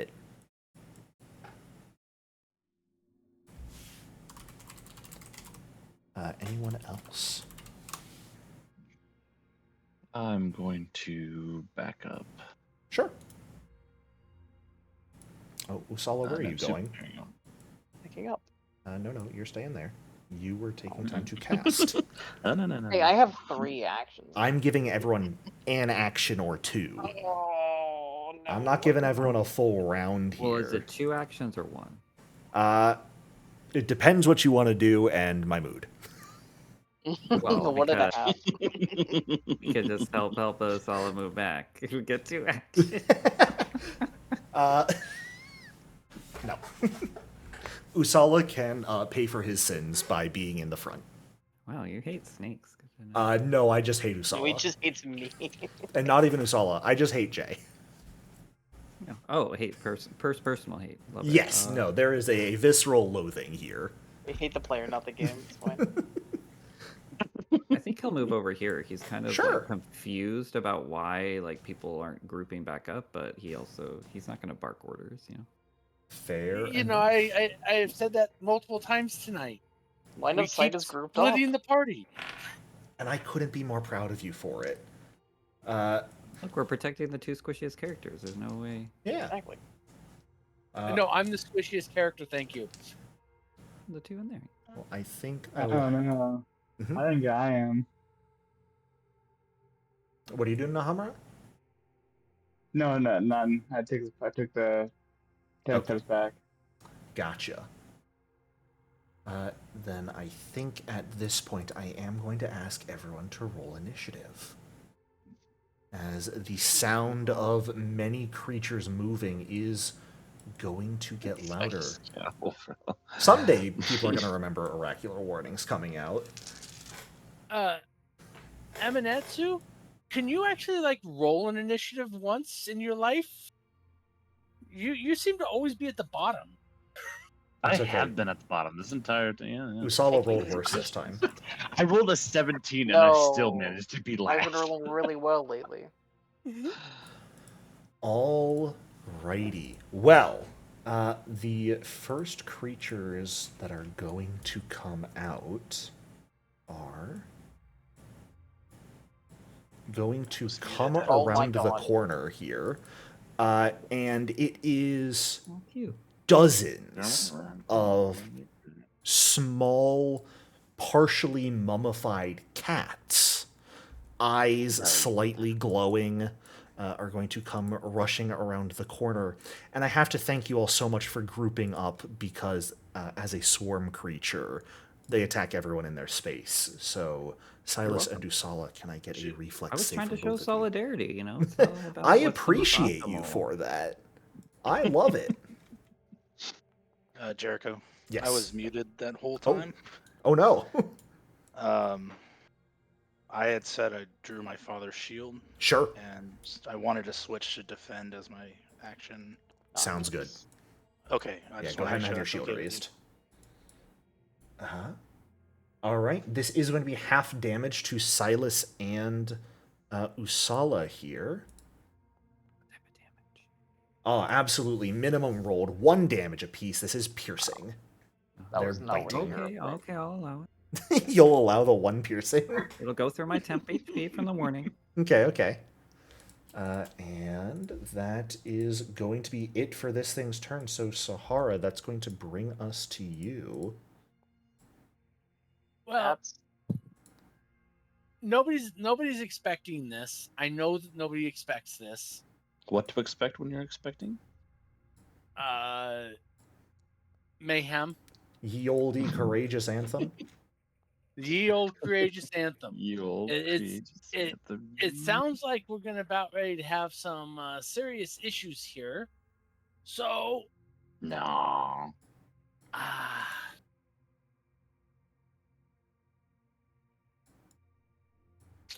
you know, I'm going to look at these this pack of cats, and I'm gonna bark at them.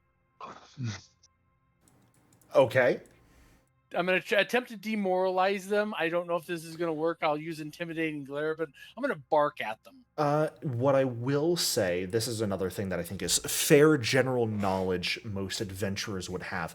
This is a swarm type creature, and swarms have an ability called Swarm Mind, which means mental effects will only affect them if you can effectively target their entire space. Single target mental effects won't do anything to them. You would have to affect every single creature in them. So something like a demoralize that targets one creature would not work. Okay. Yeah, I think that is fair information. Also, general swarm information. Typically, they would resist bludgeoning, piercing, and slashing to different extents, but will be weak to area and splash damage. So that is all like general knowledge people would have about swarms. I don't think this is an area of effect attack, but there's only one way to find out. It is not an AoE, but it will still hit them just fine. They will succeed, but they will go ahead and take half damage here. Fantastic roll. As they will take a bit of electricity damage from your magic as it lances out at them. And that is all of my attacks, or all of my actions. Sounds good. Nebsu, we are back over to you. You can hear sounds coming from over here. You can hear sounds coming from down here, especially as like Usala and Silas call out. You can't see anything right now, though. Yeah, I'm going to delay. Sounds good. There is a delay that button. would mean my shield wouldn't be raised. It would remain raised until your turn starts, I believe. Oh, cool. Yeah, I'll delay. I'm just going to rule it that way for now until I look up delaying rules again, because delay rules annoy me. Okay. At least for like start of turn effects. Go ahead and hit that little delay button in initiative if you don't mind. So, yep. Thank you. Which, hey, that swarm goes next. That's up there. I'm going to use my reaction. Yeah, go ahead and hit it. For activating my father's shield. Oh ho! Fantastic. Yeah, so they cannot solely enter your space until you either no longer spend an action. I am going to roll here then to see if they're either going to end here or go past you. So I think I'm going to leave it up to a flat check. DC 11 on a failure, they are going to get both of you, but on a success, they're just going to grab Amanemsu in this. They'll go a little bit further south. That is a success. They are going to move a little bit further south, just completely ignoring you, Nebsu. And are going to strike at Amanemsu then with 2 actions. Amanemsu, could you give me 2 reflex saves, please? That's Fantastic Sweet. success on the first one. and A Seven. fantastic on the second one. So half damage for both of these, please. Which, hey, min damage again, basically. 1 damage apiece. down. Or 1 and 2, I suppose. Ha. Oh, 1 and 1. Lovely. Fantastic. And that is going to do it for their turn. Nebsu, did you want to come back into initiative here? Yes. Okay. Hit the play button, right? Or... Fantastic.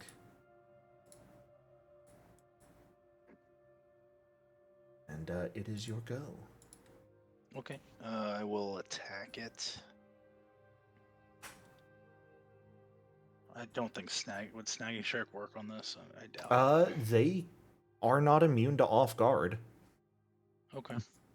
Swarm Mind only matters for mental effects, so technically Snagging Strike will work.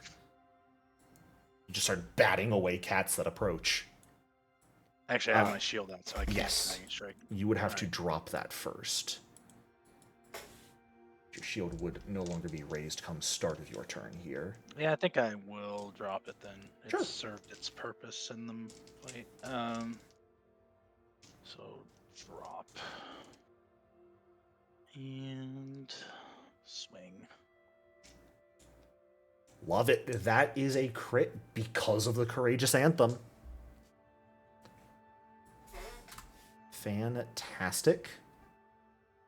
And oh, you got the 12 on the one that was doubled. That's pretty huge. Just instantly obliterates one of the swarms. Who needs Snagging Strike when you can just kill it instantly? Yeah.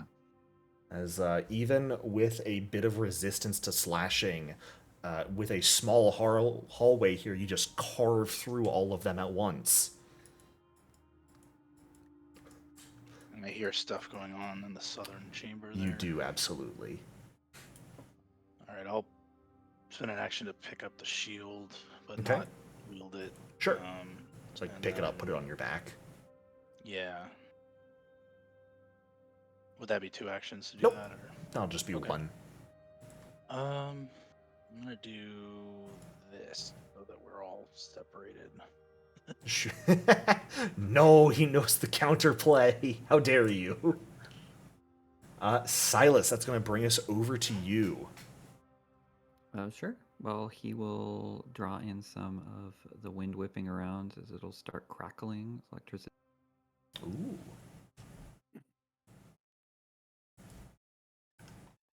Confusion. Love it. Nice agile melee attack. Yeah. We love that. Do you have a description for what this electric weapon looks like? I think it's just around his fan. Like he does have a fighting fan, but it's more just like it's supercharged, like almost like there's like little like tiny little storm clouds like shooting out at his fan, and it's just Sure. glowing, and it just strikes out at these monstrous cats all over the place. Love it.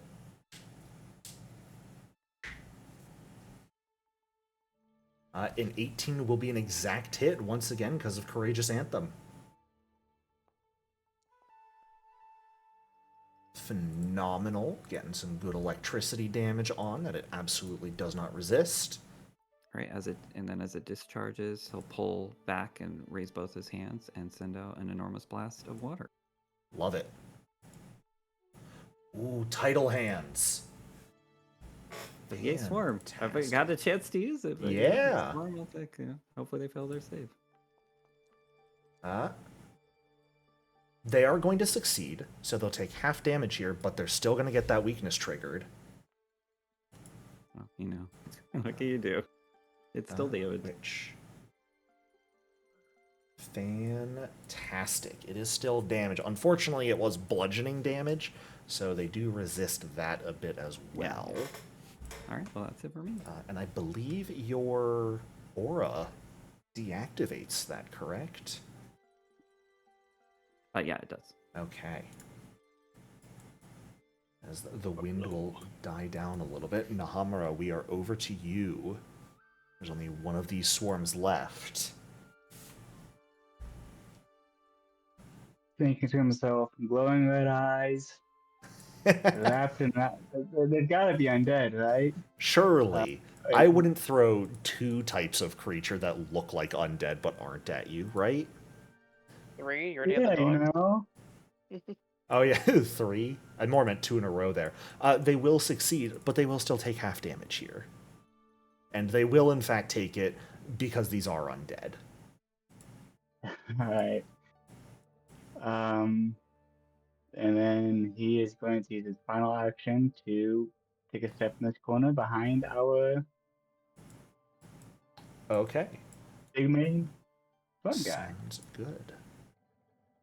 All right. I believe Amanemsu is still stepped away. So we will just have him delay here for a moment and bring us over to you, Usala.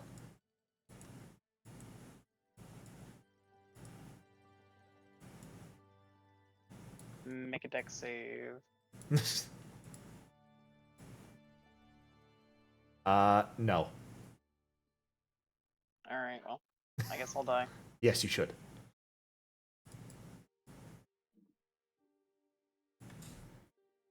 What would you like to do with your third action? Sure. Are you certain? Yeah. You wouldn't opportunity attack a snake, would you? I'm not going to opportunity attack it, but are you... Okay.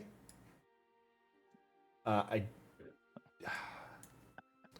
do think we're going to have Amanemsu come in just because I would like him to get his turn before these things go again. But he is still stepped away, unfortunately. Sorry about that. I'm taking care of a Oh. child emergency. So No worries. Would you like me to take your turn for you? yeah, go on ahead. Okay. Then we will have Amanemsu come back in. I think he probably strides in, makes a recall knowledge as to what this thing may be. And just to confirm, he was there. He could... Oh, did not mean to move the corpse. Hold up. Probably comes to there... I actually think doesn't recall knowledge, so he can strike and step out of a damaging range here. Probably. As nice as off guard would be. Protecting from damage is better. And with a good hit for some damage, despite the resistance, he probably steps back and brings us to the swarm's turn. Now, the reason I asked you if you were comfortable there, Usala, is because the swarm is absolutely going to prioritize getting as many people as possible in a single action. And so it is going to run up to where you and Sahara are and ask for both of you to give me 2 reflex saves. We'll do one at a time here. Fantastic. Fantastic. That is an exact success. Oh, Sahara, that is the second one for you, okay? Guess we'll just roll both then. You said one at a time. We're like one person at a I time. more meant one save each at a time so we could do the damage in between. That's on me. I was assuming. I was You assuming guys- one person at a time. Nope, you guys were absolutely correct for how I worded it. My brain just doesn't function sometimes. Okay, so there's going to be half damage to both of you on the first one, half damage to Sahara on the second one, but full to Usala. So half damage on this first one, 4 damage to each of you.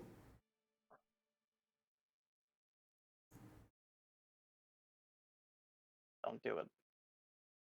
Take the damage. Fine, press the button. There you go. Second damage, which will be your full damage here, is going to be low again. And half to Sahara. Fantastic. Sahara, that brings us to you as the cats are swarming and biting. You know, this is not going to work, but I'm going to try it anyways because these are swarms and I need to do as much area of effect damage as I can. I'm going to roll off the table and try and squish these things with my own body. as it is like a massive body rolling over them. Okay. Sure.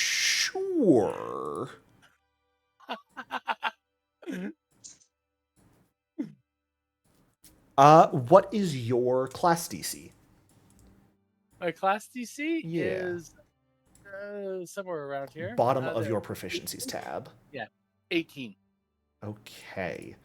Then I am going to roll a reflex save against your class DC here, because I think this is funny. And see what happens from there. They're gonna fail. I rolled that blind, I apologize, but that was a total of 17. Go ahead and roll basic unarmed attack damage. Which I believe I re-added that there it to is. your Okay. sheet. Yep. For this. And I am going to treat this as area damage. However, it will still be bludgeoning damage. So, it is somehow going to take a little bit of damage as you roll off this. Okay, so that was my first action. The second action is I'm going to say I moved, and the third action is going to be to stand up. I think that is entirely fair. Nebsu, please save us from the strangeness. For the sake of the gods, spread out. I would have, but I could only roll 10 feet. I even gave myself an extra 5 feet because I went They'd be in the downhill. perfect melee range of our melee guy. I love you guys all coming so close to one another here. It's making my life so nice. Unfortunately, I don't think they survive another Nebsu turn here, so all I can do is hope. Find your best class. Yeah.